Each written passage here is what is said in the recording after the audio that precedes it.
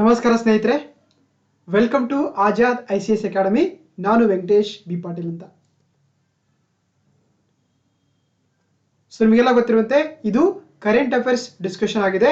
Especially KS, PSI, PDO, FDA ಹೆಸರೇ ಉಳಿದಂಥ ಎಲ್ಲ ಕಾಂಪಿಟೇಟಿವ್ ಎಕ್ಸಾಮ್ಗಳಿಗೆ ಯಾರೆಲ್ಲ ಪ್ರಿಪೇರ್ ಆಗ್ತಿರ್ತಾರೆ ಅಂತವರಿಗೆಲ್ಲ ಕೂಡ ಈ ಒಂದು ಕ್ಲಾಸಸ್ ತುಂಬಾ ಬೆನಿಫಿಟ್ ಆಗುತ್ತೆ. ಇದು ಸೆಪ್ಟೆಂಬರ್ ಮಂತ್ನ 5ನೇ ಭಾಗವಾಗಿದೆ. ಸೊ ಅಂದ್ರೆ ನೀವು ಉಳಿದಂತ ಎಲ್ಲ ಕ್ಲಾಸ್ಗಳನ್ನ ಕೂಡ ನೀವು Azad ICS academy YouTube channel ಅಥವಾ ಆಜಾದ್ ICS ಅಕಾಡೆಮಿ ಆಪ್ ಅಲ್ಲಿ ಫ್ರೀ ಆಗಿ ಈ ಕ್ಲಾಸ್ಗಳನ್ನ ಆಕ್ಸೆಸ್ ಮಾಡ್ಕೊಳ್ಬಹುದು. Once again welcome to Azad ICS academy. ನಾನು ವೆಂಕಟೇಶ್ ಬಿ ಪಾಟೀಲ್ ಅಂತ. Let's start the class. First topic discuss ಮಾಡ್ತಾ ಹೋಗೋಣ. ನೋಡಿ, ಹೌದಾ, ರೀಸೆಂಟ್ ಆಗಿ ಸೂರ್ಯಕಿರಣ ಸಮರಾಭ್ಯಾಸ ಅಂತೇಳಿ ಜರುಗಿತ್ತು. ಅದ್ರ ಬಗ್ಗೆ ಡಿಸ್ಕಸ್ ಮಾಡ್ತಾ ಹೋಗೋಣ. ಸೊ ಹಾಗಾದ್ರೆ ಏನಿದು ಸೂರ್ಯಕಿರಣ ಎಕ್ಸರ್ಸೈಸ್ ಅಂತ ನೋಡಿ. ರೀಸೆಂಟ್ ಆಗಿ ಭಾರತ ಮತ್ತೆ ನೇಪಾಳ ಮಧ್ಯೆ, ಓಕೆನಾ, ಸೊ ಇತ್ತೀಚೆಗೆ ಭಾರತ ಮತ್ತೆ ನೇಪಾಳ ಮಧ್ಯೆ ಒಂದು ಜಾಯಿಂಟ್ ಮಿಲಿಟರಿ ಎಕ್ಸರ್ಸೈಸ್ ಅಥವಾ ಒಂದು ಟ್ರೈನಿಂಗ್ ಆಗುತ್ತೆ. ಅದನ್ನ ನಾವು ಎಕ್ಸರ್ಸೈಸ್ ಸೂರ್ಯಕಿರಣ ಅಂತ ಕರೀತಾರೆ. ಸೊ ಓಕೆನಾ, ಸೊ ಹಾಗಾಗಿ ಇದೊಂದು military exercise between the India and Nepal ಆಗಿದೆ. ಸೊ ಅದಕ್ಕೆ ಒಂದು ಹೆಸರು ಕೊಟ್ಟಿರುವಂತದ್ದು ಏನಂದ್ರೆ ಎಕ್ಸರ್ಸೈಸ್ ಸೂರ್ಯಕಿರಣ ಅಂತ ಕರೀತಾರೆ. ಇದು ಜರುಗುತ್ತಿರುವಂತದ್ದು ಉತ್ತರಾಖಂಡದ ಪಿಥೋರಾಗಢದಲ್ಲಿ ಆಕ್ಚುಲಿ ಈ ಒಂದು ಸಮರಾಭ್ಯಾಸ ಒಂದು ನಡೀತಿರುವಂತದ್ದಾಗಿದೆ. ಸೊ ಹಾಗಾಗಿ it is between the Indian army ಮತ್ತೆ ನೇಪಾಳ ಆರ್ಮಿ ಮಧ್ಯೆ ನಡೀತಿರುವಂತಹ ಒಂದು ಟ್ರೈನಿಂಗ್ ಅಥವಾ ಮಿಲಿಟರಿ ಎಕ್ಸರ್ಸೈಸ್ ಆಗಿದೆ. ಸೊ ಹಾಗಾಗಿ ಇದು ಲಾಸ್ಟ್ ಆಗಿದ್ದು ಯಾವಾಗ ಅಂದ್ರೆ 2019 ಆಗಿತ್ತು ಈ ಒಂದು ಸೂರ್ಯಕಿರಣ ಎಕ್ಸರ್ಸೈಸ್. ಮತ್ತೆ COVID-19 ಇಂದ ಆಕ್ಚುಲಿ ಈಗ 15ನೇ ಎಡಿಷನ್ ಅನ್ನ 2021ರಲ್ಲಿ ಉತ್ತರಾಖಂಡದ ಪಿಥೋರ್ಗಢ ಅಂತ ಪ್ಲೇಸ್ ಅಲ್ಲಿ ಆಕ್ಚುಲಿ ಅಂದ್ರೆ ಈ ಭಾರತ ಮತ್ತೆ ನೇಪಾಳ ಮಧ್ಯೆ ಮಿಲಿಟರಿ ಎಕ್ಸರ್ಸೈಸ್ ಆಗ್ತಿರುವಂತದ್ದು. ಇದರ ಮುಖ್ಯ ಉದ್ದೇಶ ಏನಂದ್ರೆ ಆಕ್ಚುಲಿ ಎರಡು ದೇಶಗಳ ಮಧ್ಯೆ ಒಂದು ದ್ವಿಪಕ್ಷೀಯ ಒಂದು ಸಂಬಂಧವನ್ನು ಬೆಳೆಸ್ಕೊಳ್ಳಕ್ಕೆ, ಹಾಗೆ ಸೊ ಇಲ್ಲಿ ಏನಂದ್ರೆ major steps toward the strengthening and traditional friendship towards the both Nepal ಮತ್ತೆ ಸೊ ಭಾರತ್ ಮಧ್ಯೆ ಇರುವಂತಹ ಒಂದು ಸ್ನೇಹವನ್ನ ಬಲಿಷ್ಠಗೊಳಿಸೋಸ್ಕರ ಆಕ್ಚುಲಿ ಈ ಎಕ್ಸರ್ಸೈಸ್ ಸೂರ್ಯಕಿರಣ ಹಮ್ಮಿಕೊಳ್ಳಲಾಗಿದೆ. ಸೊ ಹಾಗಾಗಿ ಇದು ಎರಡು ದೇಶಗಳ ಮಧ್ಯೆ ಆಗುತ್ತೆ, ಒಂದು ಭಾರತ ಮತ್ತೆ ಇಂಡಿಯಾ ಅಂತ. ಸೊ ಹಾಗಾಗಿ ಇಷ್ಟೆಲ್ಲ ಗೊತ್ತಿರಬೇಕು regarding the exercise Surya Kiran ಅಂತ ಕರೀತಾರೆ. ಓಕೆನಾ, yeah. So moving to the next topic. Yes, recent ಆಗಿ ಸೆಂಟ್ರಲ್ ಗವರ್ಮೆಂಟ್ ಒಂದು ಕಮಿಟಿಯನ್ನ ರಚನೆ ಮಾಡುತ್ತೆ. ಸೊ ಅಥವಾ ಒಂದು that is called the Baijayant Panda committee ಅಂತ ಕರೀತಾರೆ. ಓಕೆನಾ, ಬೈಜಯಂತ್ ಪಂಡಾ ಸಮಿತಿ ಅಂತ ಕರೀತಾರೆ. ಸೊ ಹಾಗಾದ್ರೆ ಈ ಬೈಜಯಂತ್ ಪಂಡಾ ಸಮಿತಿ ಯಾವುದಕ್ಕೆ ಸಂಬಂಧಪಟ್ಟಿದ ಅನ್ನೋ ಬಗ್ಗೆ ಡಿಸ್ಕಸ್ ಮಾಡ್ತಾ ಹೋಗೋಣ. ರೀಸೆಂಟ್ ಆಗಿ ನಮ್ಮ ಮಿನಿಸ್ಟ್ರಿ ಆಫ್ ಡಿಫೆನ್ಸ್ ಅಥವಾ ರಕ್ಷಣಾ ಸಚಿವಾಲಯ ಏನ್ ಮಾಡಿತ್ತು, ಒಂದು ಕಮಿಟಿಯನ್ನ ಹೈ ಲೆವೆಲ್ ಎಕ್ಸ್ಪರ್ಟ್ ಕಮಿಟಿಯನ್ನ ರಚನೆ ಮಾಡಿದೆ. ಸೊ ಹಾಗಾಗಿ ಅದರ ಮುಖ್ಯಸ್ಥರಾಗಿರುವಂತದ್ದು ಯಾರಪ್ಪ ಅಂತಂದ್ರೆ ಅದುವೇ ಬೈಜಯಂತ್ ಫಂಡ್ ಅವರು. ಆ ಕಾರಣಕ್ಕಾಗಿ ಇದನ್ನು ನಾವು ಬೈಜಯಂತ್ ಫಂಡಾ ಸಮಿತಿ ಅಂತ ಕರೀತಾರೆ.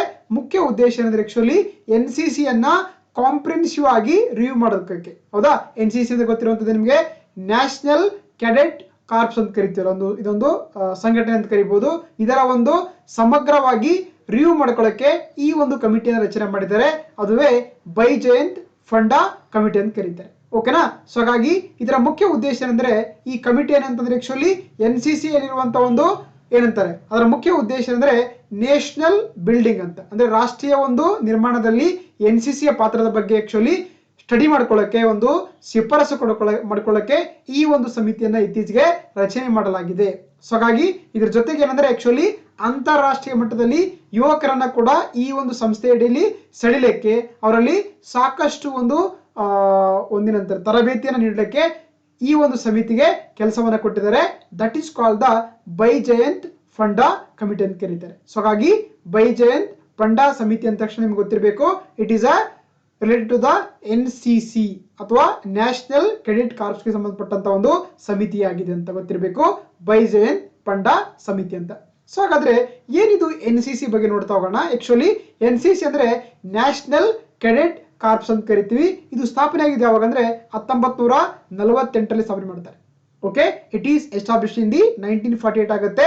ಅದಕ್ಕೊಂದು ಸಮಿತಿ ಮಾಡಿದ್ದಾರೆ ಆಕ್ಚುಲಿ. ಯಾವ ಸಮಿತಿ ಅಂದ್ರೆ HN ಕುಂಜರು ಸಮಿತಿ ಇರುತ್ತೆ. ಹೌದಾ, ಸರ್ಕಾರ ಏನ್ ಮಾಡುತ್ತೆ 1946ರಲ್ಲಿ HN ಕುಂಜರು ಸಮಿತಿಯನ್ನ ರಚನೆ ಮಾಡುತ್ತೆ.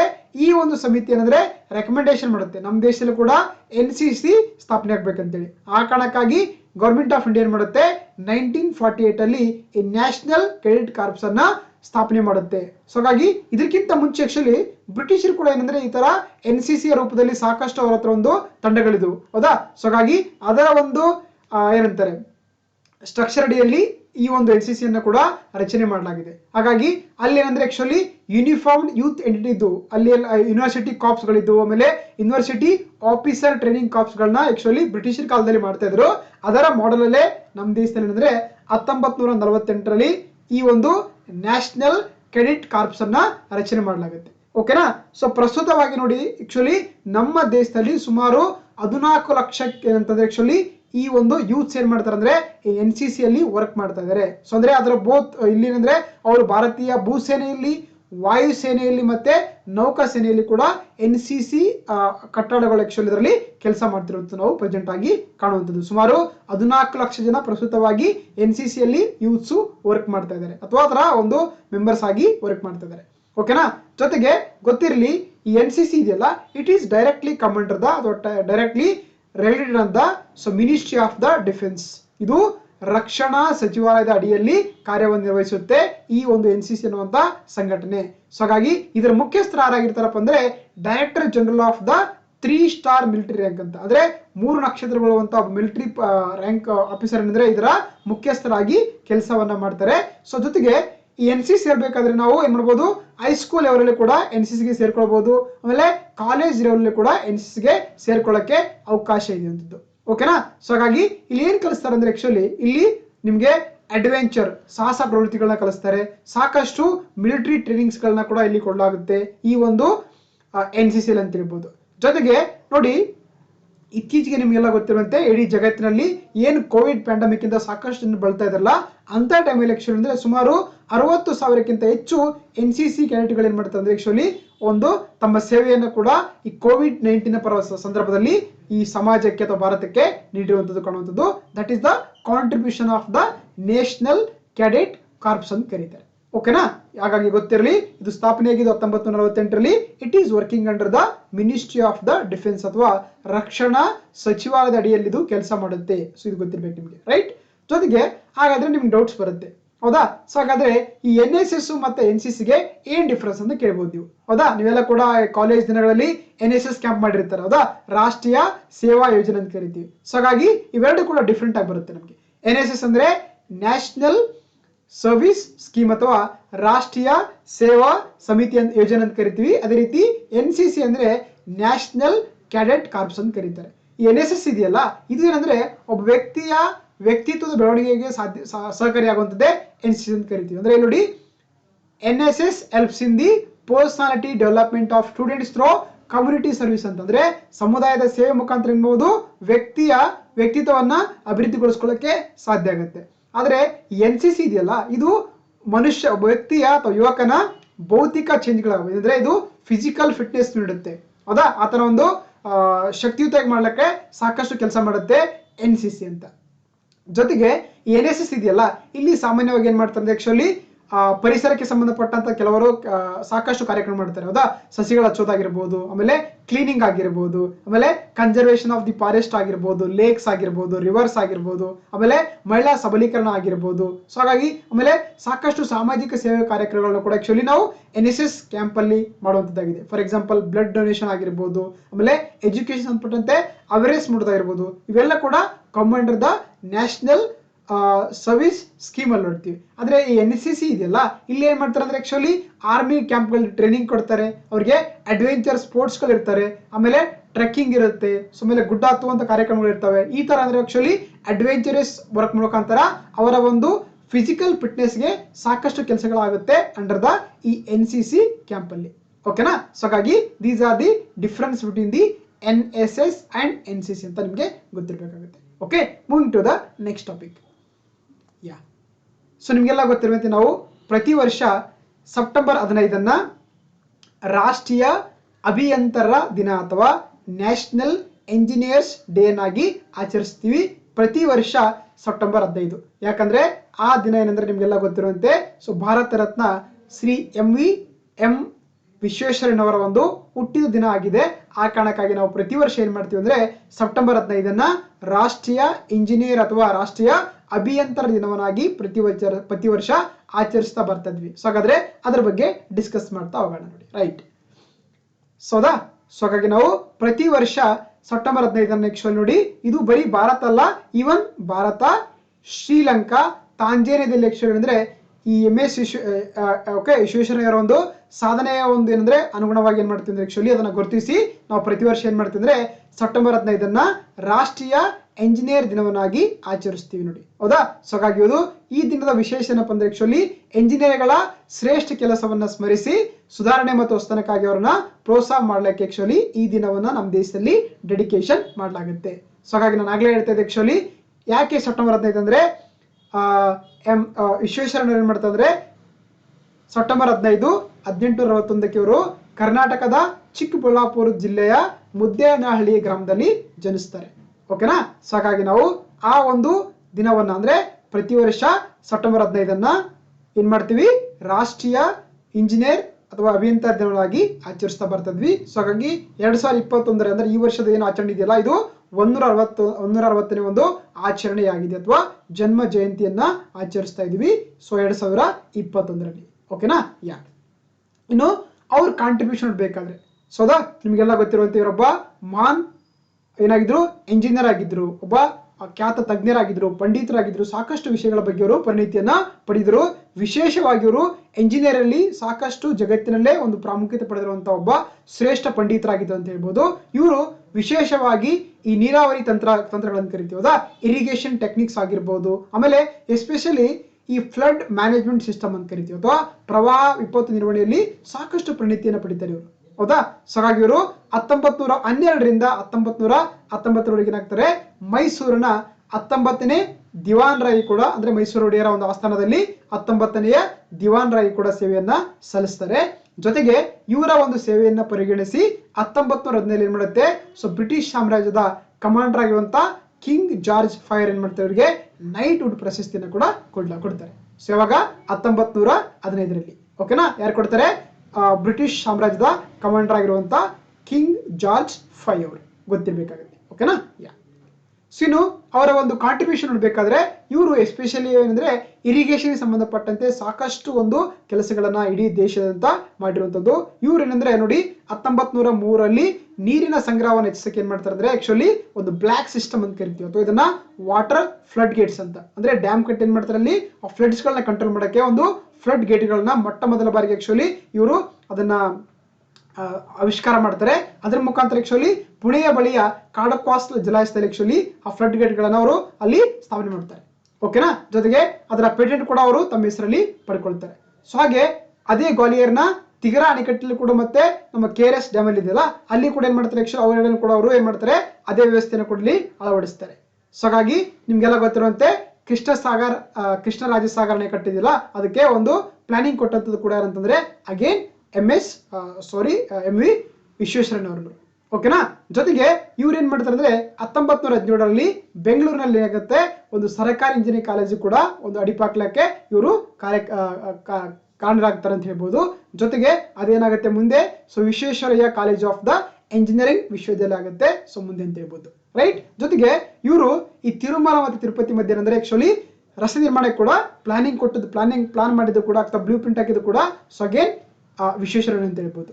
ಜೊತೆಗೆ ಇವರು ಏನ್ ಮಾಡ್ತಾರೆ ಅಂದ್ರೆ ವಿಶಾಖಪಟ್ಟಣಂ ಬಂದರವನ್ನ ಸಮುದ್ರದ ಸವೆತದಿಂದ ಆಕ್ಚುಲಿ ರಕ್ಷಿಸಕ್ಕೆ ಒಂದು ಟೆಕ್ನಾಲಜಿಯನ್ನು ಕೂಡ ಬಳಸ್ಕೊಂಡು ಅದನ್ನ ಕಂಟ್ರೋಲ್ ಮಾಡುವಂತ ವ್ಯವಸ್ಥೆಯನ್ನು ಕೂಡ ಮಾಡಿರುವಂತದ್ದು ಅಗೇನ್ ಸರ್ ಎಂ ವಿಶ್ವೇಶ್ವರಯ್ಯ ಅಂತ ಹೇಳ್ಬೋದು. ಓಕೆನಾ?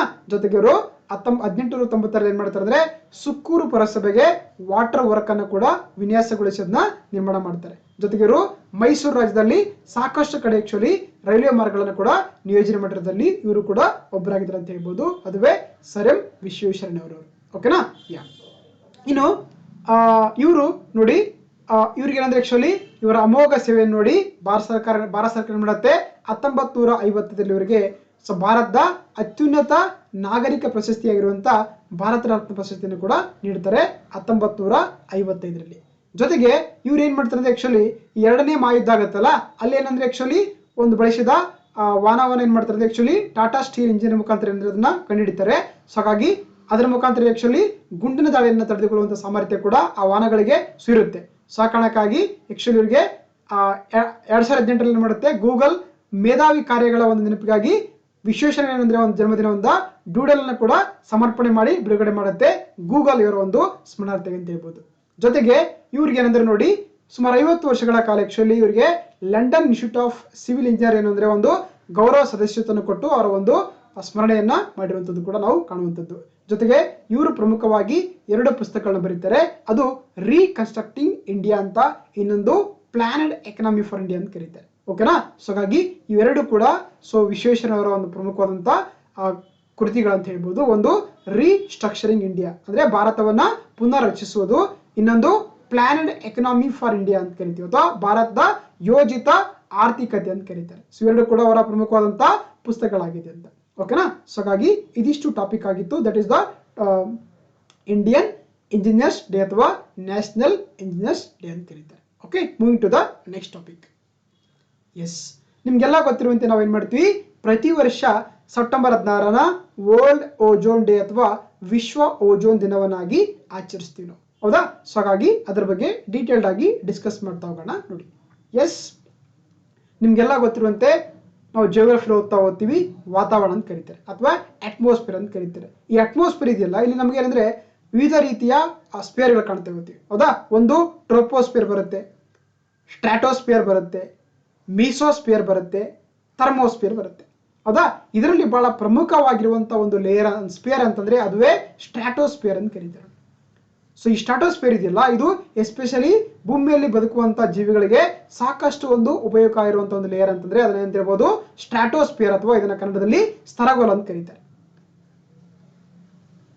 ಓಕೆ, ಸ್ತರಗೋಲ ಅಥವಾ ನಾವು ಸ್ಟ್ರಾಟೋಸ್ಫಿಯರ್ ಅಂತ ಕರೀತಾರೆ. ಸೊ ಹಾಗಾದ್ರೆ ಏನಿದು ಇಂಪಾರ್ಟೆನ್ಸ್ ಆಫ್ ಸ್ಟ್ರಾಟೋಸ್ಫಿಯರ್ ಅಂತಂದ್ರೆ ಆಕ್ಚುಲಿ ನೋಡಿ, ಇದು ಏನ್ ಮಾಡುತ್ತೆ ಅಂದ್ರೆ ಆಕ್ಚುಲಿ ನಮಗೆ ನೇರವಾಗಿ, ಹೌದಾ, ಇದೇನ್ ಮಾಡುತ್ತೆ ಸೂರ್ಯನಿಂದ ಬರುವಂತ ಅಲ್ಟ್ರಾ ವೈಲೆಟ್ ರೇಡಿಯೇಷನ್ಸ್ ಅನ್ನ ಇದೇನ್ ಮಾಡುತ್ತೆ, ಸೂರ್ಯನಿಂದ ಬರುವಂತ ಅಲ್ಟ್ರಾ ವೈಲೆಟ್ ರೇಡಿಯೇಷನ್ಸ್ ಏನ್ ಮಾಡುತ್ತೆ, ಇದು ಫಿಲ್ಟರ್ ಮಾಡುತ್ತೆ. ಅದಕ್ಕೆ ಒಂದು ಇಲ್ಲಿ ಸಪರೇಟ್ ಲೇಯರ್ ಬರುತ್ತೆ, ಅದನ್ನ ನಾವು ಓಜೋನ್ ಲೇಯರ್ ಅಂತ ಕರೀತಾರೆ. ಏನಂತ ಕರಿತೀವಿ, ಓಜೋನ್ ಲೇಯರ್ ಅಂತ ಕರೀತಾರೆ. ಸೊ ಇದೇನ್ ಮಾಡುತ್ತೆ ಆಕ್ಚುಲಿ ಸೂರ್ಯನಿಂದ ನೇರವಾಗಿ ಬರುವಂತ ಅಲ್ಟ್ರಾ ವೈಲೆಟ್ ರೇಡಿಯೇಷನ್ ಮಾಡುತ್ತೆ, ಇದು ಫಿಲ್ಟರ್ ಮಾಡಿ ನಮ್ಗೆ ಎಷ್ಟು ಬೇಕೋ ಅಷ್ಟು ಮಾತ್ರ ಏನ್ ಮಾಡುತ್ತೆ, ಇದು ಭೂಮಿ ಕಳಿಸುತ್ತೆ. ಸೊ ಹಾಗಾಗಿ that is a main function of the ozone layer ಆಗಿದೆ. ಸೊ ಹಾಗಾಗಿ ಓಜೋನ್ ಇದೆಯಲ್ಲ, ಇದರ ಒಂದು ಕೆಮಿಕಲ್ ಫಾರ್ಮುಲಾ ಆಗಿದೆ O3 ಅಂತ ಕರೀತಾರೆ. ಸೊ ಓಕೆನಾ, ಓಜೋನ್ ನ ಕೆಮಿಕಲ್ ಫಾರ್ಮುಲಾ ಆಗಿದೆ. So O3 is the chemical formula of the ozone ಆಗಿದೆ. ಗೊತ್ತಿರಲಿ, ಆಕ್ಚುಲಿ ಅಂದ್ರೆ ನಮಗೆ ಈ ಭೂಮಿ ಮೇಲೆ ಕೂಡ ಓಜೋನ್ ಸಿಗುತ್ತೆ, ನಮಗೆ ಈ ಅಟ್ಮಾಸ್ಫಿಯರ್ ಕೂಡ ಓಜೋನ್ ಸಿಗುತ್ತೆ. ಆದ್ರೆ ಈ ಭೂಮಿಯಲ್ಲಿರುವಂತ ಓಜೋನ್ ಇದೆಯಲ್ಲ, ಇದು ತುಂಬಾ ಡೇಂಜರಸ್ ಆಗಿರುತ್ತೆ, ಯಾಕಂದ್ರೆ ತುಂಬಾ ಪೊಲ್ಯೂಟೆಡ್ ಆಗಿರುತ್ತೆ ಮತ್ತೆ ಪಾಯ್ಸನ್ಸ್ ಆಗಿರುತ್ತೆ. ಆದ್ರೆ ಏನು ನಮಗೆ ಅಟ್ಮಾಸ್ಫಿಯರ್ ಸಿಗುವಂತ ಓಜೋನ್ ಇದೆಯಲ್ಲ, that is a good ozone ಆಗಿರುತ್ತೆ. That is a good for good ಅಂತ ಹೇಳ್ಬೋದು, ಗೊತ್ತಿರ್ಬೇಕಾಗುತ್ತೆ, ರೈಟ್ ನಾ. ಸೊ ಹಾಗಾಗಿ ozone layer is present in the stratosphere ಅಂತ ಗೊತ್ತಿರ್ಬೇಕು ನಿಮಗೆ, ಹೌದಾ. ಬಹಳ ಎಕ್ಸಾಂಪಲ್ ಕೇಳ್ತಾರೆ, ಓಜೋನ್ ವಲಯ ಪದರು ಯಾವ ಒಂದು ವಲಯದಲ್ಲಿ ಇರುತ್ತೆ ಅಂತ ಕೇಳಿದ್ರೆ ಅದು ಸ್ಟ್ರಾಟೋಸ್ಫಿಯರ್ ಅಲ್ಲಿ ಪ್ರೆಸೆಂಟ್ ಆಗಿರುತ್ತೆ ಅಂತ ನಿಮಗೆ ಗೊತ್ತಿರ್ಬೇಕಾಗುತ್ತೆ, ಓಕೆನಾ. ಸೊ ಹಾಗಾಗಿ ನೋಡಿ, ಮೊಟ್ಟ ಮೊದಲ ಬಾರಿಗೆ ಏನಾಗುತ್ತೆ ಅಂದ್ರೆ ಆಕ್ಚುಲಿ 1987 ಸೆಪ್ಟೆಂಬರ್ 16ಕ್ಕೆ ಒಂದು ಸಮ್ಮೇಳನ ಆಗುತ್ತೆ. ಅದನ್ನ ನಾವು ಮಾಂಟ್ರಿಯಲ್ ಪ್ರೋಟೋಕಾಲ್ ಅಂತ ಕರೀತಾರೆ, ಓಕೆನಾ. ಇದಕ್ಕಿಂತ ಮುಂಚೆ ಆಕ್ಚುಲಿ ಒಂದು ವಿಯೆನ್ನಾ ಕನ್ವೆನ್ಷನ್ ಆಗಿತ್ತು. ಇದಕ್ಕಿಂತ ಮುಂಚೆನಾಗಿತ್ತು ವಿಯೆನ್ನಾ ಕನ್ವೆನ್ಷನ್ ಅಥವಾ ಒಪ್ಪಂದ ಸಮ್ಮೇಳನ ಆಗಿತ್ತು 1985ರಲ್ಲಿ. ಅದರ ನಂತರ ಫಾರ್ಮಲ್ ಆಗಿ ಒಂದು ಸಮ್ಮೇಳನ ಆಗುತ್ತೆ 1987 ಸೆಪ್ಟೆಂಬರ್ 16ಕ್ಕೆ, ಅದು ಮಾಂಟ್ರಿಯಲ್ ಆಗುತ್ತೆ. ಓಕೆ, ಮಾಂಟ್ರಿಯಲ್ ಅಂತ ಪ್ಲೇಸ್ ಆಕ್ಚುಲಿ, ಹೌದಾ. ಮಾಂಟ್ರಿಯಲ್ ಇದೆಯಲ್ಲ, ಅದೊಂದು ಪ್ಲೇಸ್ ಹೆಸರು ಕಾಣಿಸ್ತಾ ಇದೆಯಲ್ಲ, it is there in the Canada. So this is the Montreal ನೋಡಿ. ಸೊ ಹಾಗಾಗಿ ಮಾಂಟ್ರಿಯಲ್ ಇದೆಯಲ್ಲ, ಇದು ಕೆನಡಾದಲ್ಲಿ ಇರುವಂತಹ ಒಂದು ಸಿಟಿ ಹೆಸರು. ಅಲ್ಲಿ ಏನಾಗುತ್ತೆ ಅಂದ್ರೆ ಮೊಟ್ಟ ಮೊದಲ ಬಾರಿಗೆ ಓಜೋನ್ ಪದರ ಸಂರಕ್ಷಣೆಗೆ ಸಂಬಂಧಪಟ್ಟಂತೆ ಮೊಟ್ಟ ಮೊದಲ ಅಂತಾರಾಷ್ಟ್ರೀಯ ಮಟ್ಟದಲ್ಲಿ ಒಂದು ಸಮ್ಮೇಳನ ಆಗುತ್ತೆ, ಅದು ಮಾಂಟ್ರಿಯಲ್ದಲ್ಲಿ. ಆ ಕಾರಣಕ್ಕಾಗಿ ನಾವು ಮಾಂಟ್ರಿಯಲ್ ಪ್ರೋಟೋಕಾಲ್ ಅಂತ ಕರೀತಾರೆ. ಆಗಿದ್ದೆ ಯಾವಾಗ 1987 ಸೊ ಸೆಪ್ಟೆಂಬರ್ 16. ಸೊ ಹಾಗಾಗಿ ಅದರ ಸ್ಮರಣಾರ್ಥವಾಗಿ ಏನ್ ಮಾಡ್ತೀವಿ ನಾವು, ಪ್ರತಿ ವರ್ಷ ಸೆಪ್ಟೆಂಬರ್ 16 ಏನ್ ಮಾಡ್ತೀವಿ, ವರ್ಲ್ಡ್ ಓಜೋನ್ ಡೇ ಅಥವಾ international conservation of the ozone layer ಅಂತ ಕರೀತಾರೆ. ಸೊ ಪ್ರತಿ ವರ್ಷ ಏನ್ ಮಾಡ್ತೀವಿ, ವಿಶ್ವ ಓಜೋನ್ ದಿನವನ್ನ ಸೆಪ್ಟೆಂಬರ್ 16ಕ್ಕೆ ಆಚರಿಸ್ತಾ ಇದೀವಿ. ಸೊ ಯಾಕಂತಂದ್ರೆ 1987 ಸೆಪ್ಟೆಂಬರ್ 16ಕ್ಕೆ ಮಾಂಟ್ರಿಯಲ್ ಪ್ರೋಟೋಕಾಲ್, ಇದು ಮೊಟ್ಟ ಮೊದಲ ಓಜೋನ್ ಲೇಯರ್ ಸಂರಕ್ಷಣೆಗೆ ಸಂಬಂಧಪಟ್ಟಂತ ಒಂದು ಅಂತಾರಾಷ್ಟ್ರೀಯ ಒಂದು ಸಮ್ಮೇಳನ ಅಥವಾ ಒಪ್ಪಂದವಾಗಿತ್ತು, ರೈಟ್. ಜೊತೆಗೆ ನೋಡಿ, ಸೊ ಆಗ್ಲೇ ಹೇಳ್ತಾ ಇದೆ ಆಕ್ಚುಲಿ ಇಲ್ಲಿ ಓಜೋನ್ ಡಿಪ್ಲೀಟಿಂಗ್ ಸಬ್ಸ್ಟೆನ್ಸ್ ಅಂತ ಕರೀತಾರೆ. ಅಂದ್ರೆ ಏನು ಓಜೋನ್ ಒಂದು ಪದರ ಇದೆಯಲ್ಲ ಅದನ್ನ ನಾಶಗೊಳಿಸುವಂತ ಏನು ಒಂದು ಸಬ್ಸ್ಟೆನ್ಸ್ಗಳು ಏನ್ ಮಾಡ್ತಾರೆ ಆಕ್ಚುಲಿ ಈ ಒಂದು ಸಮ್ಮೇಳನದ ಮೂಲಕ ಅವುಗಳನ್ನ ಸೊ ಕಂಪ್ಲೀಟ್ ಆಗಿ ಅಥವಾ ಅವುಗಳನ್ನ ರಿಮೂವ್ ಮಾಡುವಂತ ಕೆಲಸ ಮಾಡ್ತಾರೆ ಇನ್ ದ ಮಾಂಟ್ರಿಯಲ್ ಪ್ರೋಟೋಕಾಲ್ ಅಲ್ಲಿ. ಓಕೆನಾ. ಸೊ ಹಾಗಾಗಿ ನಾವೇನ್ ಮಾಡ್ತೀವಿ ಪ್ರತಿ ವರ್ಷ ಸೆಪ್ಟೆಂಬರ್ 16 ಓಜೋನ್ ಲೇಯರ್ ಬಗ್ಗೆ ಜನರಿಗೆ ಅಥವಾ ಸಮಾಜಕ್ಕೆ ಜಾಗೃತಿ ಮೂಡಿಸುವಂತ ಕೆಲಸ ಮಾಡುವಂಥದ್ದು ಈ ದಿನದ ಒಂದು ವಿಶೇಷವಾಗಿದೆ ಅಂತ ಹೇಳ್ಬೋದು. ಜೊತೆಗೆ ಪ್ರತಿ ವರ್ಷ ಕೂಡ ಏನ್ ಮಾಡ್ತೀವಿ ಒಂದು ಥೀಮ್ ಇಟ್ಕೊಡ್ತಾರೆ, ಒಂದು ಘೋಷವಾಕ್ಯ ಇಟ್ಕೊಂಡಿರ್ತಾರೆ. ಅದೇ ರೀತಿ ಕೂಡ ಆಕ್ಚುಲಿ 2021 ಒಂದು ಘೋಷವಾಕ್ಯ ಏನಂತಂದ್ರೆ ನೋಡಿ, Montreal protocol keeping us our food and vaccine school ಅಂತ ಕರೀತಾರೆ. ಹೌದಾ, ಇದು 2021 ಏನಾಗಿದೆ ಒಂದು ದೇಹ ವಾಕ್ಯವಾಗಿದೆ ಅಥವಾ ಘೋಷವಾಕ್ಯವಾಗಿದೆ.